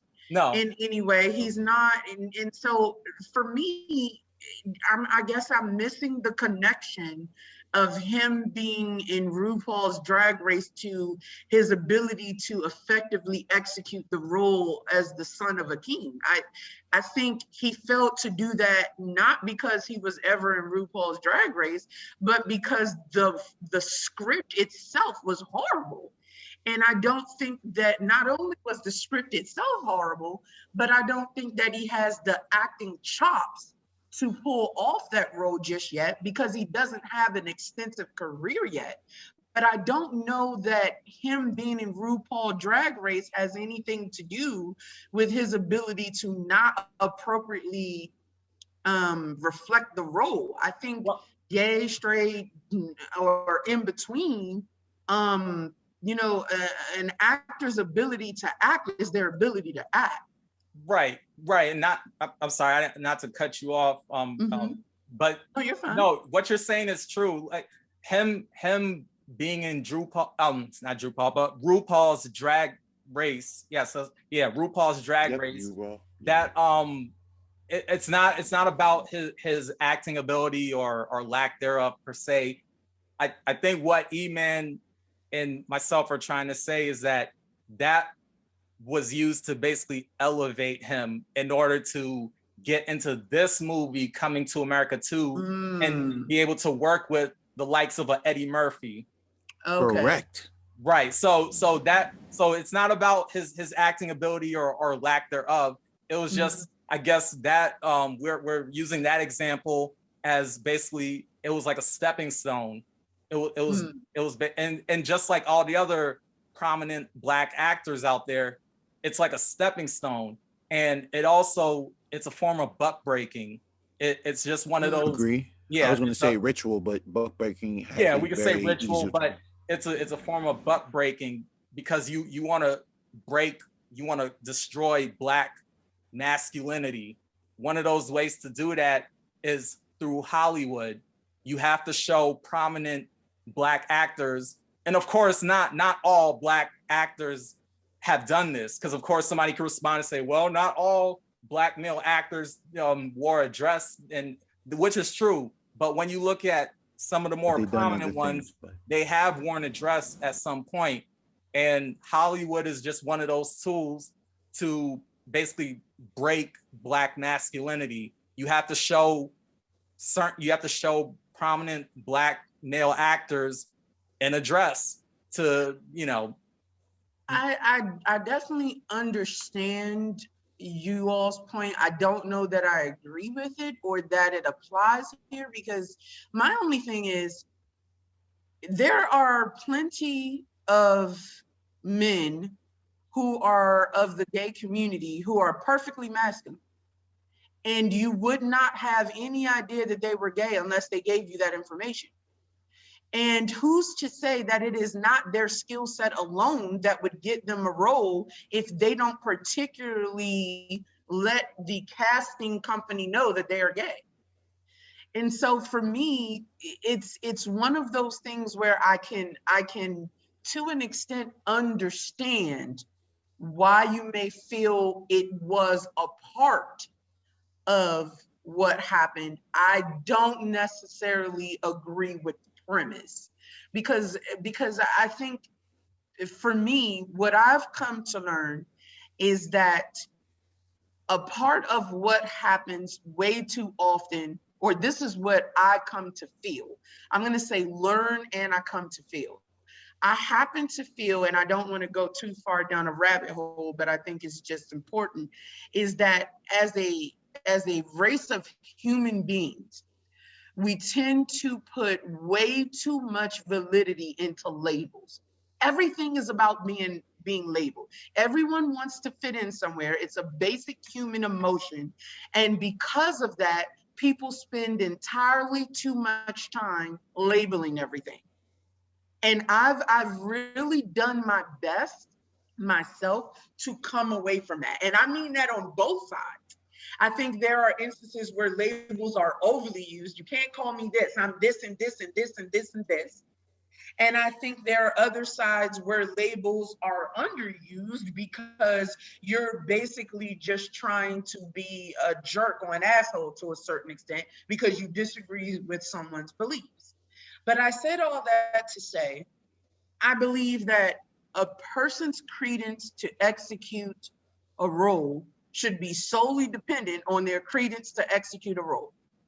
Whoever is the I wish best that was the person that truth in walks Hollywood, into but it's that not. role and auditions is who should get the part, regardless of anything else, unless they are a murderer or a rapist or just something, you know, that obviously should prevent them from being able to participate in the role. The overall best actor is due to receive that role. And perhaps what happened in this case is everyone that came in and auditioned for the role was some ass. And so they gave it to who they felt the best person was. Now, I happen to think, as I said, that the script was just so ridiculous that I don't know that anyone could have particularly done a great role in it. But I also think that he was outacted by the lady who was set up to be his barber. All right. But I do understand where you all are coming from. It's just, in my opinion, I'm not sure if that's what happened. But I appreciate that we're all able to discuss this. And again, as we said previously, you know, this is in no way intended to be offensive to anyone's lifestyle, to each their own. You know, we're stating our opinions on how we feel it affected the movie. So we got one subject left, fellas. If I just want to add you have one more anything quick else you note. want to, Yeah, I want to add one quick note. Sure. So, knowing that, you know, we're saying this movie was bad and so on and so forth, but I feel like, you know, it, based upon what you're saying now and toward them, you know, the script being that bad, I'm starting to feel that, you know, if you remember, you know, Eddie Murphy did the Netflix, you know, movie, you know, Dolomite Is My Name. I feel like, you know, we're just putting out movies just to put out movies now, you know? You know, I don't think it even has to deal with the script, because now it's just basically saying, you know, we're willing to accept, you know, all the things that we just talked about that was bad in that movie, you know, and we'll, you know, we're gonna watch it anyway, and then we'll have our opinions to share on it. But it just seems, you know, it's just, well, let's put it out, you know, and boom, it's out. Yeah, you know? Let's make some money. Let's make some quick money. Just make some quick money and whatnot, you know. It's no longer so. And this is what, you know, I've been telling people this, you know, the craftsmanship on a lot of things is now diminished, you know, because we don't value anything anymore. So and it goes the same thing even when we're talking about the whole music thing, you know. Like, people willing to make music so fast to the point, like, you'll remember that song yesterday, but then next 3 days you're gonna forget about that song. Same thing with movies. Like, you know, we watch it, then afterwards, poof, it's gone again. So I feel like this is one of those instances that we're now, I think we're all being caught up in this trap now, you know, because we all know sequels, you know, it's hard to top it, but it took almost damn near almost 3 decades to come out with this damn sequel. Like, if you would know, look how many movies been out since 1988 till now that all had sequels to movies, that took a while to, like, I'm just going to use this one example, you know. So, like, you know, Macaulay Culkin was a really good actor. He did Home Alone 1 and 2, you know. Look how long it took just to get 3 out, and he didn't play in it. You see what I'm saying? But they could have done it, you know, at the time that he was fit to fit the role, but they didn't, you know. So it just seems like, you know, the whole nostalgia thing, like, you know, like, we're waiting for it. It didn't happen, but they gave it to us though, you know. And I feel like, you know, now they're following up with a third one now, supposedly. And I feel like, you know, hopefully they're going to end it on a fourth one so they can give us what we want, you know. But yeah, that's all I got to say left. Yes, sir. Good stuff. Yep. All right, fellas. So, last subject of the day. And I have to giggle a little bit on this one because I know what's coming. This subject. But it is the royal family controversy. Wah. I don't think it's a controversy, but I got a lot of information I'm gonna share with everyone today. Same yeah. This might be the longer one. Mm-hmm. Right. Meghan Markle and Harry's claims. And so the question, the official question is, well, we actually have three. So I'll just state what they are, but we'll talk on each one of them as we go. So the first one was, were you shocked by Meghan or Harry's allegations of racism in the monarchy? The second one is, do you fully believe in their claims? And then the third one is, are the Queen's orders for an investigation into how the couple was treated legitimate or a PR stunt? So we'll start with the first one. Were you shocked by Meghan or Harry's allegations of racism in the monarchy? And Mr. PAT, I'm gonna throw that to you, sir. Okay, just bear with me, folks. I'm gonna try not to be too long-winded.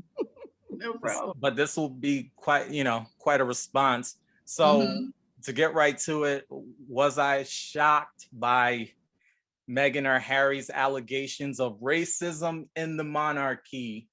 My answer is no, absolutely not. I was not shocked. I am not surprised. I will say this. If you understand racism, white supremacy, then none of the allegations of racism in the monarchy would surprise you. I think one of the problems of today is that a lot of people do not understand racism, white supremacy. Neely Fuller Jr.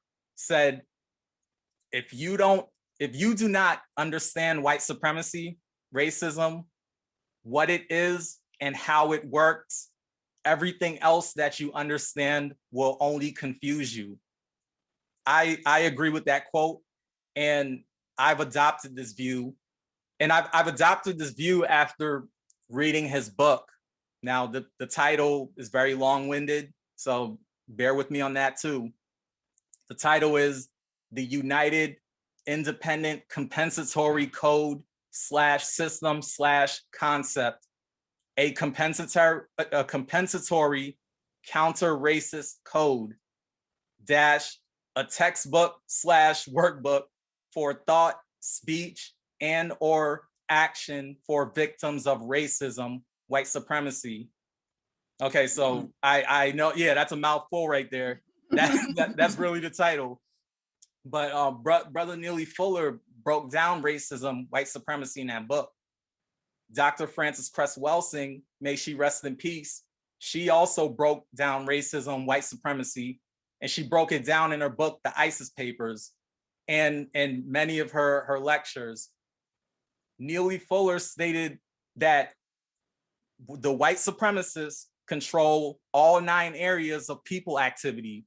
Those 9 areas being economics, education, entertainment, labor, law, politics / people relations, religion, sex, and war / counter war.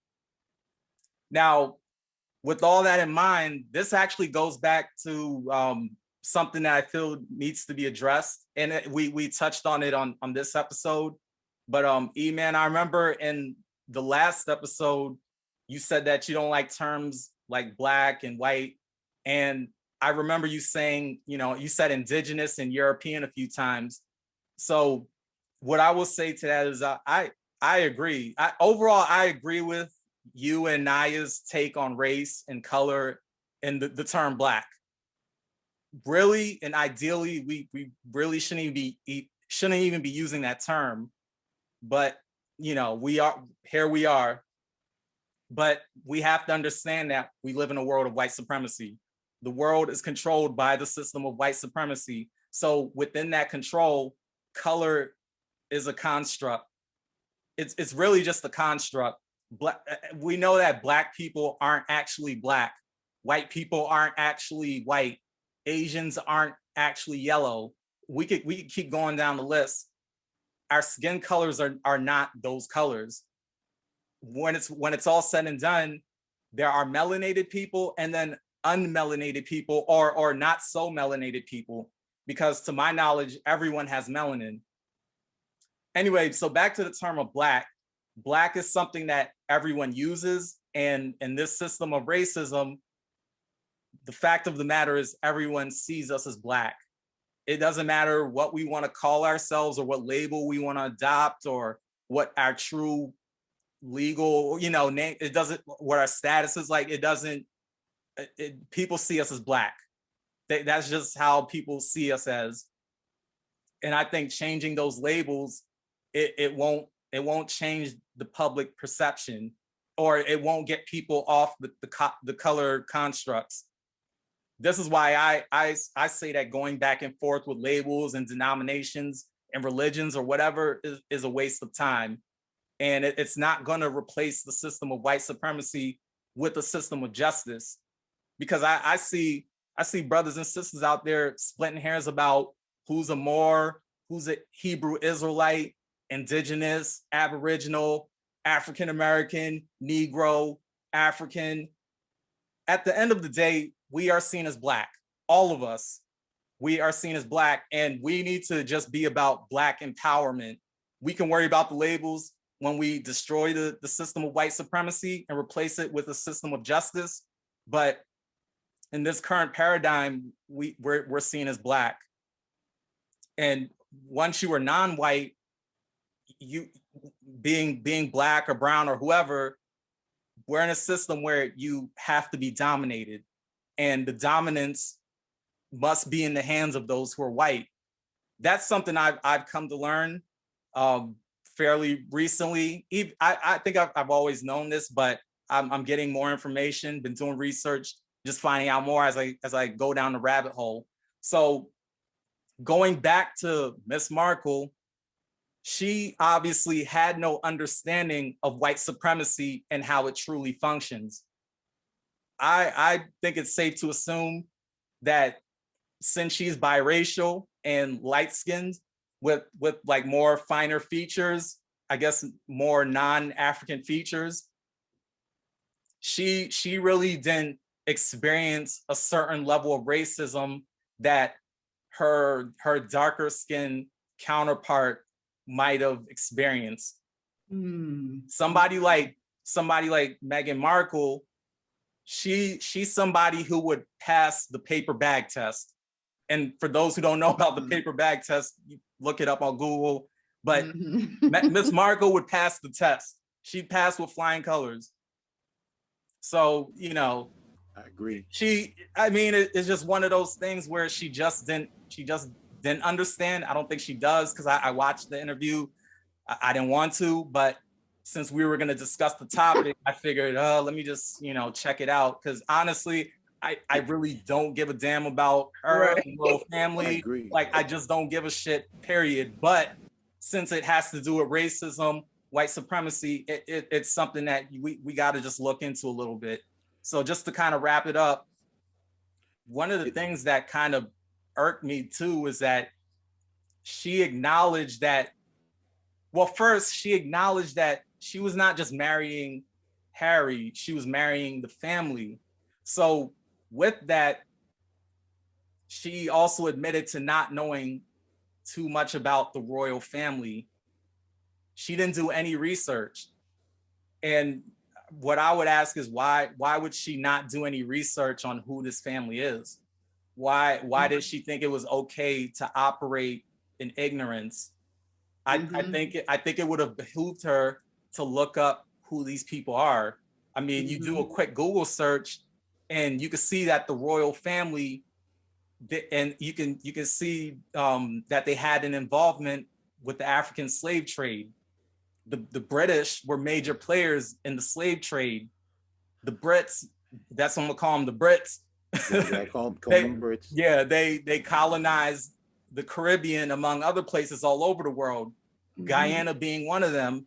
My family is from there. Shout out to Guyana. And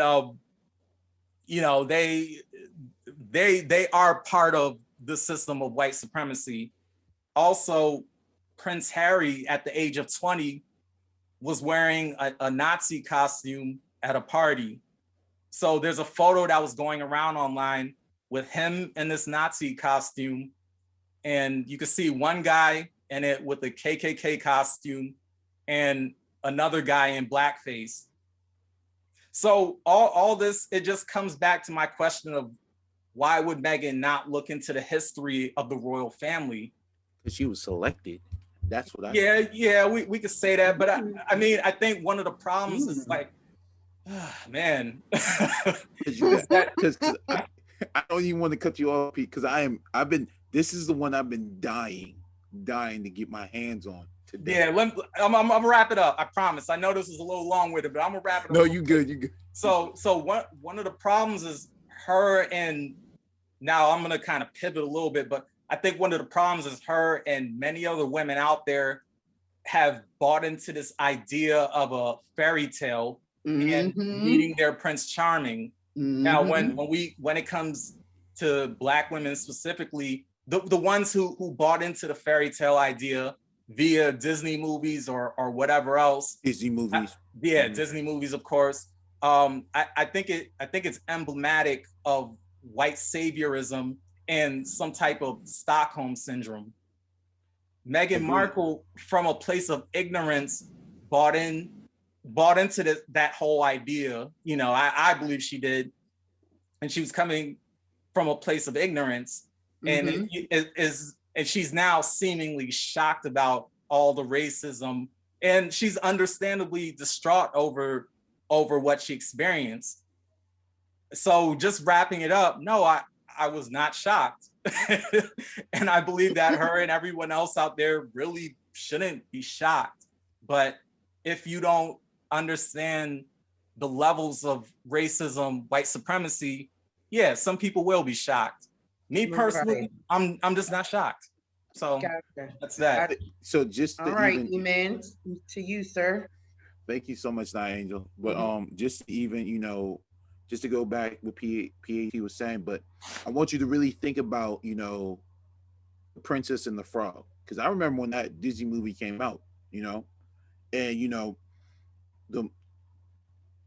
and before I even get to it, but you know how basically Cinderella was out, you know, Snow White and the Seven Dwarfs. You got Beauty and the Beast, you know. You know, you got Rapunzel. So you got all these other princesses. So it took, you know, everyone to say like, oh, we need a Black princess, and look what happened. You know, I would say 2 decades down the road, we got Princess and the Frog. And you know what's so funny? The movie was so based on Louisiana, you know, because Louisiana is by far the most powerful place towards, you know, Black culture in the world, by far. There's so much Black energy around Louisiana. It's crazy. So that's why they based that movie on that, you know. And it's funny how, you know, that they used the character, you know, in that movie to the princess herself, you know, to be poor and rigid and whatnot, you know. So it just goes on to the sense of, you know, of putting a Band-Aid onto that situation. Now, coming to Meghan, Miss Markle, and whatnot, hell nah, I am not shocked about, you know, that situation. But to even, you know, when you was talking about how she didn't know about her, you know, her own whites, you know, it was like, you know, racism, you know, if I'm not too sure anybody remember that Dola Cat situation where she was saying some pretty, you know, derogatory things, you know, I think on Instagram, I don't know Allegedly. where. Allegedly. You gotta say allegedly. I forgot. Yep, Allegedly, you know, so I don't get cancel culture by, you know, YouTube and everybody. But, you know, a lot of, you know, things when I say, and, you know, allegedly she said basically like, you know, that, you know, I didn't know if I saw racism, you know, I see myself as a white woman, knowing she's biracial, you know. So I call that sometimes that, you know, that biracial syndrome, you know, not because, you know, I'm picking on biracial women, because women are all beautiful, but to, you know, because, you know, I have a Black parent or white parent, you know, now you get to pick and choose sides. It's not about picking and choosing sides, you know. your environment is what creates you. So, so to sit here and think, I'm in an environment that's much more safe, which I think Meghan was, but I feel like she was selected into that family. That's where we're at with that, and, it goes on to the same allegedly Dola Cat situation. But when you look at the British slave trade or the Brits and whatnot, when they got into the slave trade, they got in it with, the Arabs who started the huge slave trade, and they basically got the Spaniards involved. The Spaniards basically got the British involved. But the thing what makes it much worse, when the Arabs started everything, the Spaniards and the Brits took it upon themselves and to inbreed themselves with, their African culture. So that's why you can go to Great Britain and where you can see,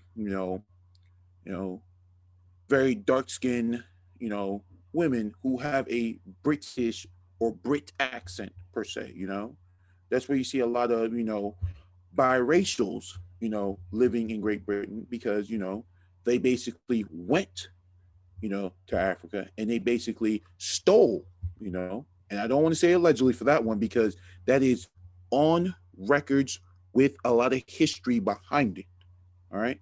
And I tell everyone, please do your research because I've been doing my research a whole lot on the slave trade because this has been an interesting topic that I've been focusing on for years. When I mean years, we're talking about at least a good 10 years, and to sit here to be shocked about a situation knowing what that family is, because when everyone talks even about like religion, it's always a big fight, but yet there's always in the condemnations of like horrible supremacy behind it, because the thing about when I tell people, when you hear the word white supremacy, Dick Gregory told it to me best. White is supreme. Why? Because white means pure and valiant. Once you hear the word pure, it means, of essence, And when something is essence, it means basically, it gets no better than that, It's the best of the best. And that's what they've been using to create the system that's going on right now, And to sit here to, to being shocked about what she said, I would tell everyone like this: we are now in 2021. There's been at least about, I would say, well over 7,000 to 10,000 of years, that's going on towards history, And if you guys haven't picked up a history book, I think it's time for you guys to start picking up one because on Google something or something because something. to anybody to be enraged about what's going on with that situation, you must lost your goddamn mind. I'll tell you that right now. E-Man is talking crazy right now, but I need everyone to listen. But it just gets more sickening and everything, because basically I feel like this is a narrative she's going through just to make it look safe and whatnot, so that they don't expose the actual truth about what these sick people have done years and years and years, Gotcha. Okay. Well, remember, we're going to go on to the other two questions as well. So, I'm sorry. No, you're totally fine. No worries. I just want you to know, so you want to speak on that again. For the particular question. Oh, were you done with the first one, E-Man? Where you shocked? I'm definitely done. Okay. I'm not even shocked, but yeah, I'm so sorry, Angel. Oh, you're fine. No it's just this no is a passionate. Yeah. No, I knew this subject would be a passionate one for us. I appreciate that. Was I shocked by Meghan's or Harry's allegations of racism in the monarchy? Absolutely not. Like, not at all. If you think about the principle of royalty and how these are human beings who in 2021 still feel that their blood is somehow more prevalent than any others, that alone is preposterous. I mean, they're not even the ruling party of that country anymore. They have parliament. They've had parliament for hundreds and hundreds of years, and their parliament and their prime ministers make the decisions about the country. They reference the monarchy, but they are not the sole deciders. If you think about the fact that the monarchy still even exists to the level that it does in England, it's preposterous. So am I shocked by allegations of racism? Absolutely not. Because anyone who can still even consider themselves to be, more important than other human beings because of their bloodline, especially when we're talking about a party that is no longer in rule. It's not even like in some nations in other countries in Africa, etc., where the king is still in rule and makes the decisions over, say, a prime minister or senate or parliament or something. That's not even the way that it works in England anymore. So why would I be shocked by racism? Not shocked at all by their claims of racism, because any group of people who can still think that way, and I understand why, right? It's been generations and generations and generations of it, but it doesn't make it any less preposterous. They know better, right? They just choose not to accept better because it behooves them to continue this preposterous standing of being somehow at a higher level or more prevalent than any other English person. Okay. White supremacy. Yeah, exactly right. So it's, that's really all I have to say about that first question, because I mean, for me, it's that simple. I'm absolutely not shocked. I can't see how anyone was shocked. When you look at Princess Diana and just how rebellious she was against the monarchy and how that situation was handled, and I'm not going to go down that rabbit hole there, because officially Princess Diana died in a car accident. And that's all I'm going to say about that. But if you look at everything that happened leading up to her death and how she rebelled against the supremacy of the monarchy, and how she rebelled against just the notion that somehow that group of people meant more to the world than their constituents, and etc. Racism, oh no, I never saw it coming. That's preposterous. Of course I saw it coming. Of course I'm not shocked by it. So that's my simple answer to question number one. Word with white supremacy, white is supreme. Just you hear the word white and the word supreme. Mm-hmm. Yeah. So question number one, that's basically my wrap up on that. Moving on to question number two. Do you fully believe their claims? So Pat, this comes back around to you. And what are your thoughts? So my thoughts are I do fully believe the claims, and this kind of goes into everything I stated in my previous answer.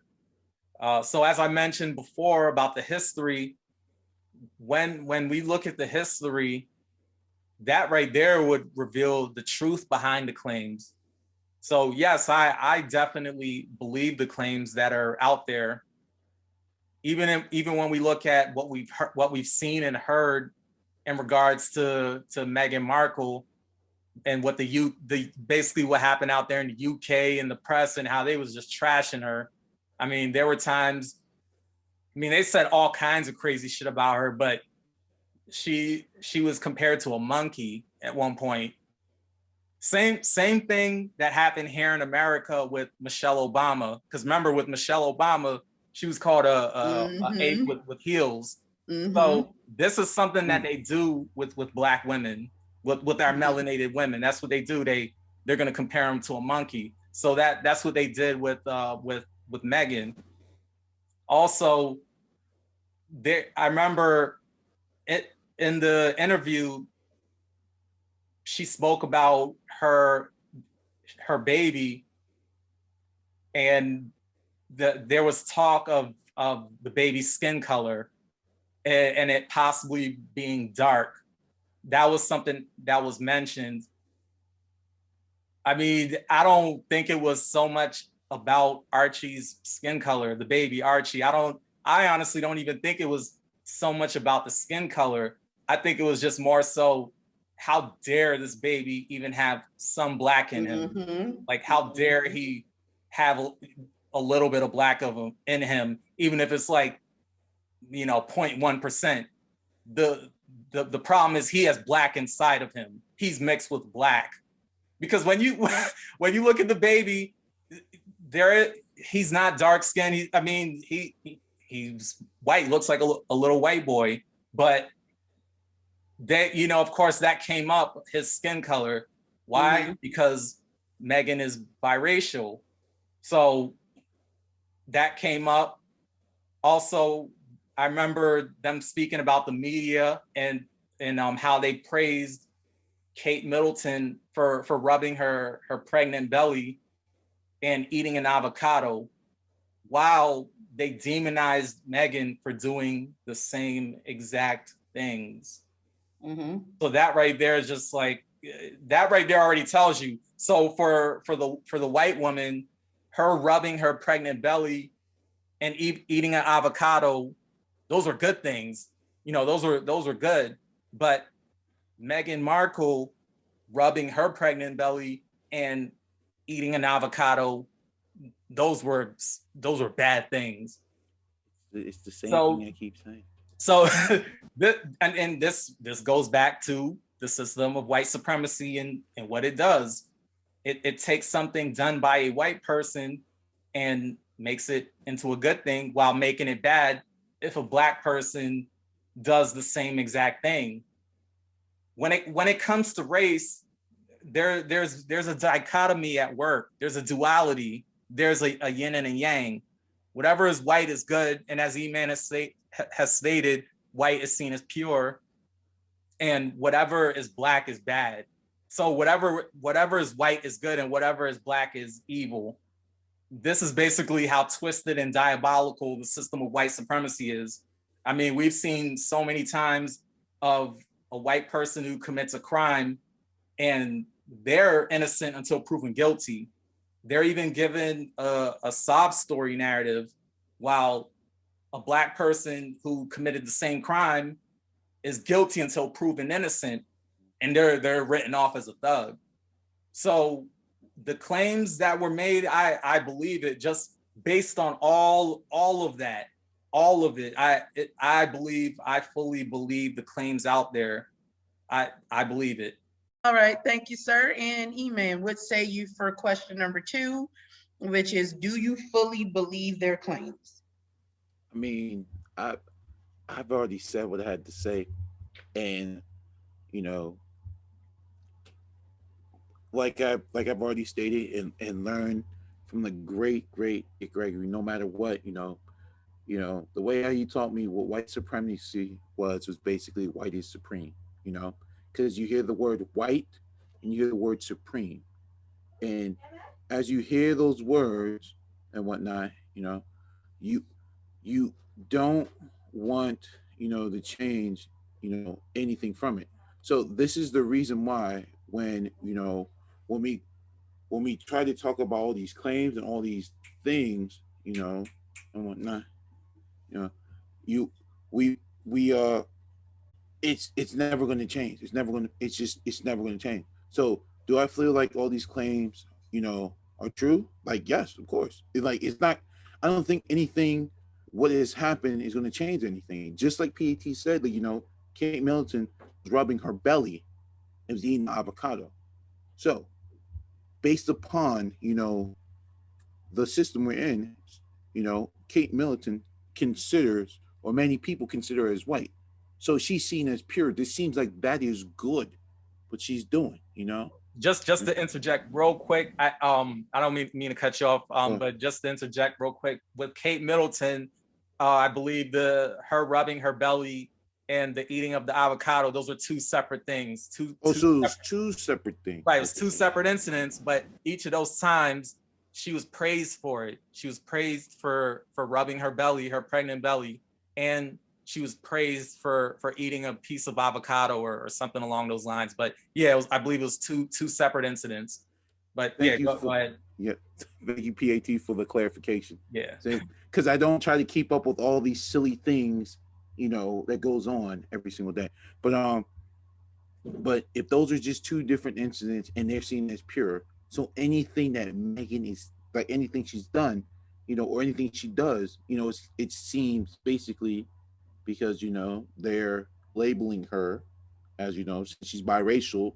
Anybody who's biracial is basically considered as black, and basically she's seen as being wrong, dirty, evil. So nothing is not going to change.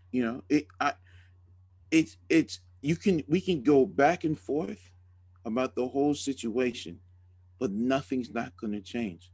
Like the way how this story came out, when I first saw it, I actually laughed, and it's because there's more and more stories like this that goes on, and people get shocked about the situation. And like how I've already stated before, and like it is 2021.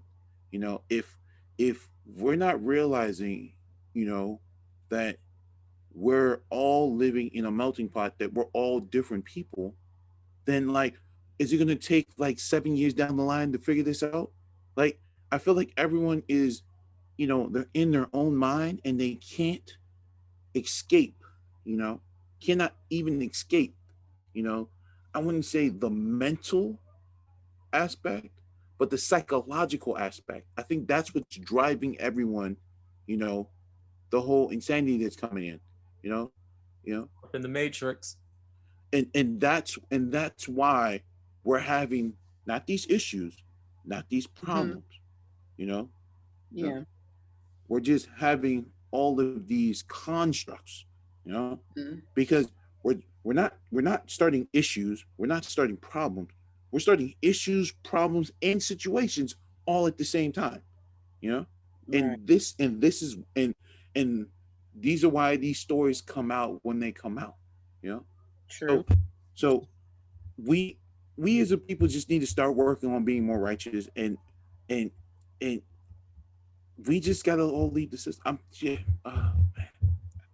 I'm so speechless right now. Not you can take it. You can take it. Sure. No problem. No problem. Understandable, sir. So to the question of do I fully believe their claims? Nope. And I'm gonna tell you why. It's not that I don't believe that they experienced some form of racism. Of course they did. But I feel like what they actually said was tailored to fit an appropriate amount of details to cause a stir, but wasn't completely truthful. In other words, they didn't go out there and let it all hang out. They didn't go out there and say, the Queen's advisors asked me how black did I approximate my son's skin was going to be. They didn't go out there and say, hey, this person and that person and this person said to me, we have concerns that Archie's skin is going to be a little too brown skin for us, and etc. Now, am I saying that that's what actually happened? No, I'm not even saying that's what actually happened. But what I watched that interview, and I think one of you two may have mentioned this earlier, but I'm not exactly sure.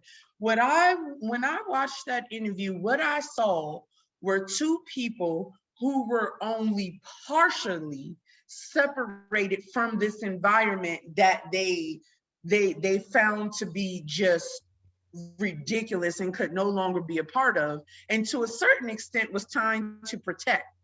Because I feel like, and I understand why, right? Because at the end of the day, Harry mentioned that he hasn't actually talked to his brother, I believe. I believe he said that.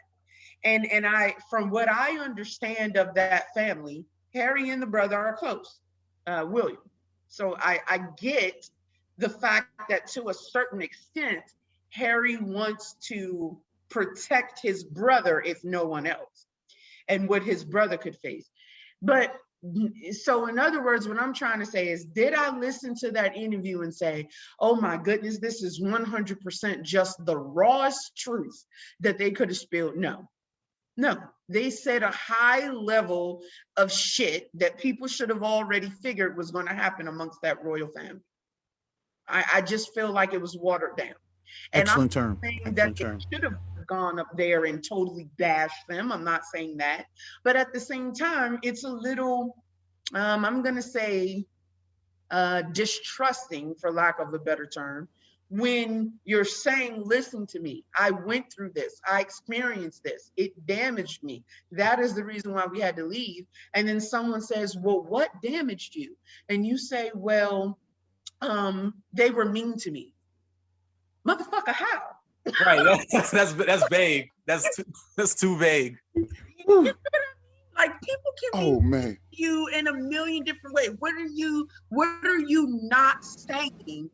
Especially when you're out here on Oprah, okay? Where you have the biggest forum available to you.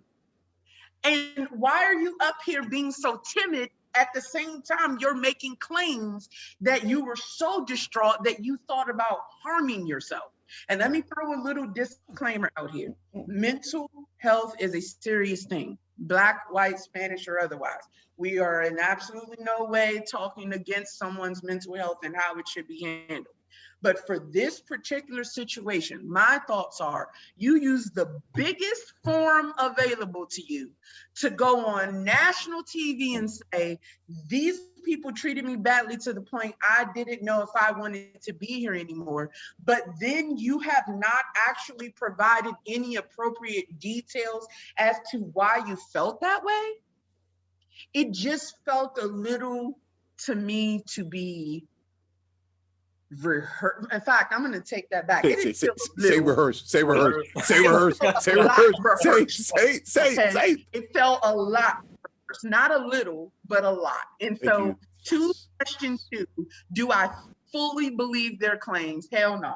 They went up there and said the minimum they can say to cause some shock without actually going too far into disrespecting, quote unquote, the monarch.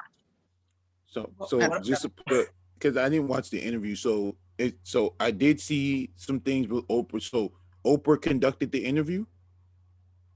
Mm-hmm. It was Oprah. Yeah, Oprah conducted it. Mm-hmm. So a hoe conducted another interview with a silly goose. Oh Lord. We'll put another disclaimer out there. Thank you. Yeah, no, it was, the interview was with Oprah. And I mean, I know Oprah doesn't have her show anymore, but she's still fucking Oprah. Someone does an interview with her, it's going to go far. You know what I mean? So. Yeah, and just to add on to what you said, so I can see what you're saying as far as not fully believing the claims or not taking it in fully. What I would say is the claims, the claims are the claims, as we all know. Mm-hmm. They held back. It's obvious that they held back. Yeah, that's what I'm trying to say. So I believe it. We all believe it. The issue comes in where it's watered down, as you said. Mm-hmm. And Oprah asks questions, and Meghan's she's not gonna, but she gave these softball answers. Mm-hmm. And I'm not surprised. I'm not surprised at that, because these people are not gonna go into any detail. Mm-hmm. They're just not. We all have to remember that at the end of the day, this is still part of the mainstream. It's in the media, it's on TV. It still had to be put out in a way where it wasn't too offensive to the public out there. Mm-hmm. It still had to fit within the PC culture of today. So yeah, Meghan is gonna say, yeah, I was dealing with racism. But, well, what kind of racism? Well, I don't want to give too many details. Like, she's just not going to do it. Like, they're just not going to. Which is bullshit. Because you don't like, all right, come on, you like that and not speak on it. Pretty much, yeah, she bullshit. And you're like, you, what racism? Bullshit. What, like, tell us what happened. Right. You can't make a claim. That's like, someone saying they were raped and then someone asking them for the details and them saying they're not going to give the details. And again, let me throw a disclaimer out here. Again, I am not in any way shaming rape victims. Please do not let that come off as my intent for the comparison. The point is, it is a serious allegation, a serious allegation. So to make a serious allegations of such, but to be as just contrite, it was almost like, you know, I've never, for me, it was so rehearsed that it was almost not quite believable. Because when someone has, not saying that I don't, because as you mentioned, we all know racism occurs amongst the monarch. At least I feel like most of us feel that way. But when someone is saying something so emotional, talking about a subject that hurt them so, you know, strongly, as to the point where she felt like she wanted to harm herself. There was no emotion behind it from my viewpoint. There were no tears. There was none of that. And I'm not saying it didn't occur.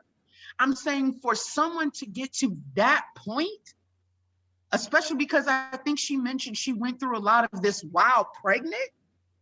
You know, I think about just some cramps that I experienced while I was pregnant and I want to cry. And I know that everyone is different.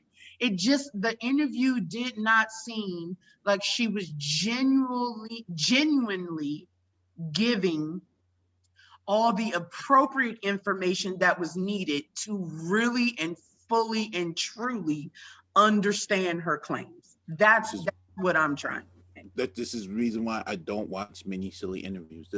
Me too. This is the reason. This like, just even when we got to question number 2, and I didn't even watch the interview. Like, I wasn't gonna waste my time with that. And I tell people the reason why is, you know, I wouldn't, because if I would not, because, and just to put everything out there, that you know, it's like, you know, we don't, like, you know, towards like people who've been raped, because I know people has been raped and I know people has been molested and everything like that. You know, I know people, you know what I'm saying? You know, because I can put out any information about, you know what I'm saying? Because I'm also a victim, you know what I'm saying, of being molested. So I know what it feels like. Sorry to hear that, man. Sorry to hear that. Thank you. So I know what that feels like. So when I tell people, when I see people play this role, like this whole, like even when we look at the Me Too movement thing, like when people play this role because it's something that you think has happened to you, you know, and getting people to fall into something that might not be even true, you know, it hurts a lot, because there are people who are suffering from that type of pain. All right, a lot, you know. But I'm just putting it out there so no one gets this crazy ordeal that we've been talking crazy. All right. So, but we can continue to the third question. Gotcha. All right. And yes, sir, the third question and the final one that I want to throw out here is, are the Queen's orders for an investigation into how the couple was treated legitimate, or is it a PR stunt? So, Mr. PAT, what say you on that? It's a PR stunt. Mm-hmm. Thank you. Agreed. I'm gonna just say flat out. I'm not even gonna be on the fence with this one. It's a PR stunt. At the end of the day, they are going to, and I'm putting up the air quotes, do an investigation, because there was a big charge that was made, which is racism. So of course, in order to not look racist, in order to appear to not be racist, you would have to do an investigation. So they will most likely do some type of investigation, but overall, it is a PR stunt. Let's just be real. It's a PR stunt. They wouldn't feel the need to do an investigation if none of this had even really came up or been made into a big deal. If a lot of this information, this watered down information, because we didn't really get like a lot of information, but if some of this stuff didn't really get out there, if there was no big Oprah interview, if it wasn't made into this big thing, they wouldn't do no fucking investigation. There would be no investigation. I agree. But since this thing is out there and it's the talk in the Matrix right now, in order to clean up their image, in order to do a little cleanup, a little damage control, they are going to do an investigation. And to wrap up my answer, this also goes back to what Brother Neely Fuller said in regards to the system of white supremacy. The system of white supremacy has to control both sides of the argument. So racism is one side of it. Obviously, everybody talks about racism, right? When we hear about racism, at this point, it's not even a big controversial subject matter because it's talked about 24/7, 365. We hear about racism all the time. We hear it in the media. We hear it all the time. So, of course, racism being one side of the coin, the other side of the coin, the other side of the argument is to make yourself, and I'm talking about the white supremacists, what I'm saying, make yourself, themselves, or whoever, they have to make themselves look as unracist as possible. So in order to do that, they have to investigate. They have to act like they actually care. So it's a PR stunt, flat out. It's a PR stunt. I agree. I agree. Yeah. Anything else you want to add to that, Eman, before I wrap it up? So we all know this is a PR stunt, and and when you look, and I don't want to keep saying Hollywood, but when you look at Hollywood, you know, there's certain people they do interviews with, and you know, Oprah is that. You know, I'm not a big fan of Oprah. I've never, I've never been a big fan of Oprah. That's why I call her, you know, what I do call her and whatnot. But you know that, you know, it to me it just looks like a whole funny Looney Tunes commercial or you know segment. You know, we like, you know, you get Oprah, who's people you know seen as you know the big you know person to interview the interviewer and whatnot because that's how her show was based off. Then you know you just get you know Meghan Markle just you know coming in there, you know, and basically you know trying to make this thing look and feel believable, knowing it's a bunch of BS bullshit if you want to call it. But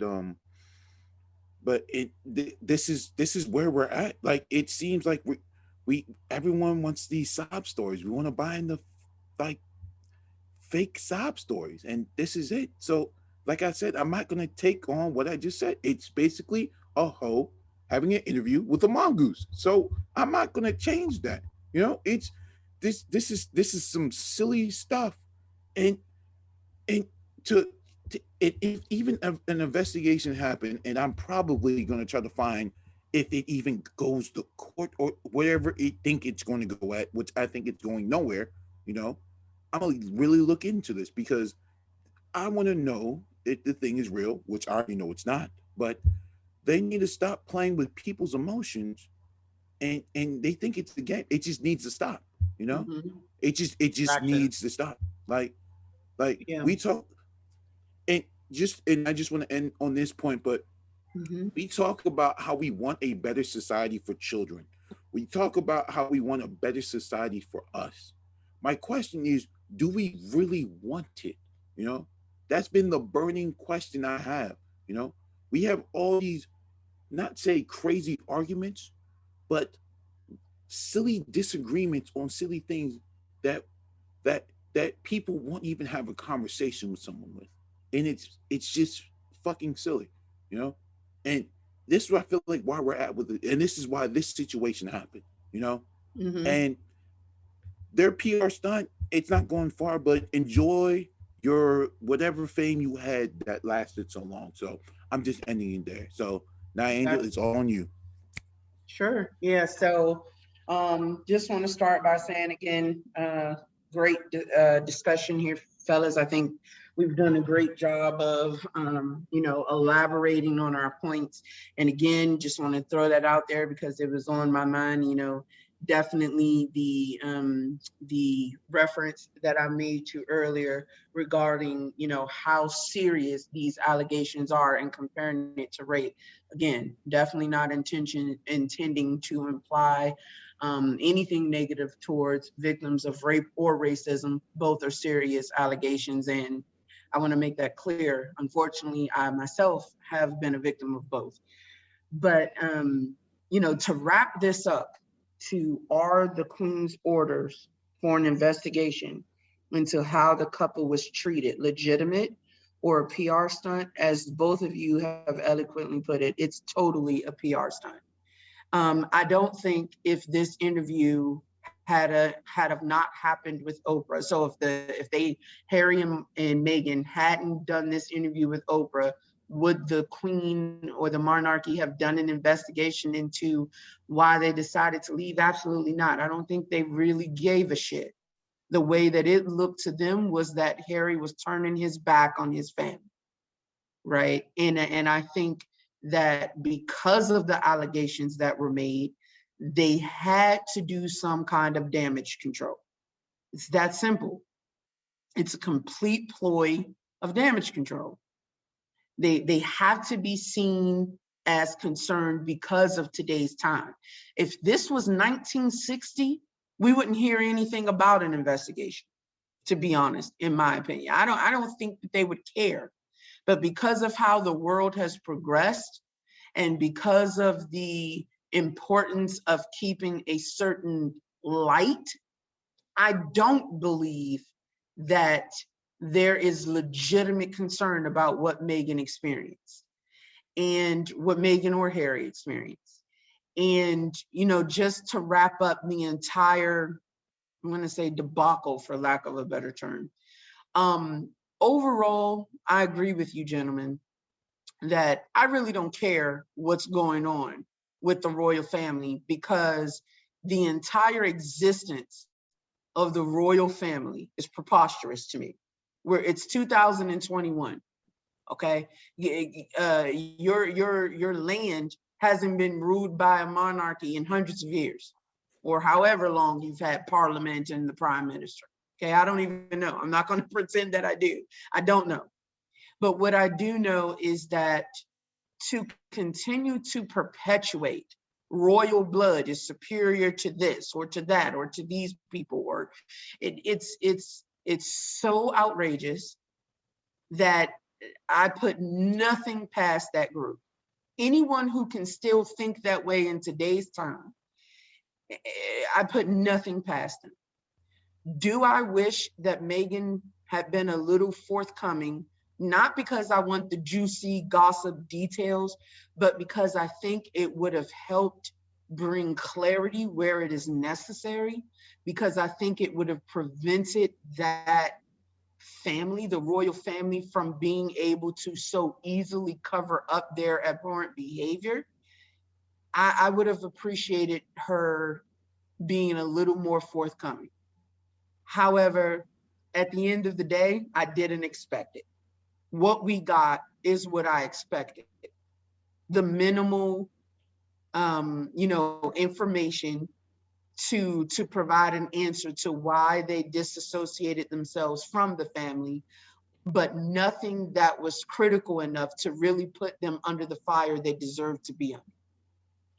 So with that said, because of all of that, yes, the Queen is doing what is required to be done from a public view standpoint in order for the public to even be a little bit okay with what happened, when really no one should be okay with what happened. Right. So with that said, fellas, unless there is anything else, this subject or another that we want to speak on before we wrap things up, I think this was a great session.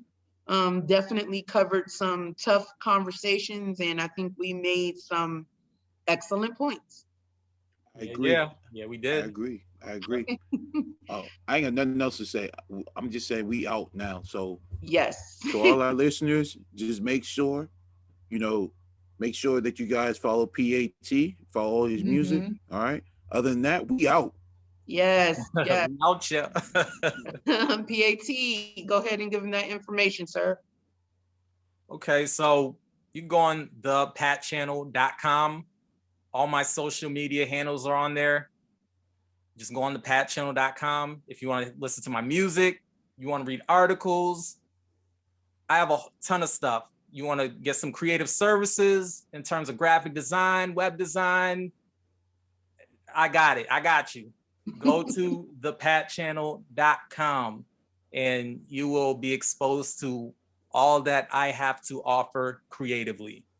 Yes, sir. Yes, sir. And for our listeners, thank you so much for tuning in. We appreciate you. We do this for you. Please, if you have not yet, go on to our YouTube channel and subscribe. Yes. Not only is it a way for you to have direct access to our content, but we also like to leave the links and etc. to things that we've discussed. All of that will be available on our YouTube channel as well as on our Facebook page.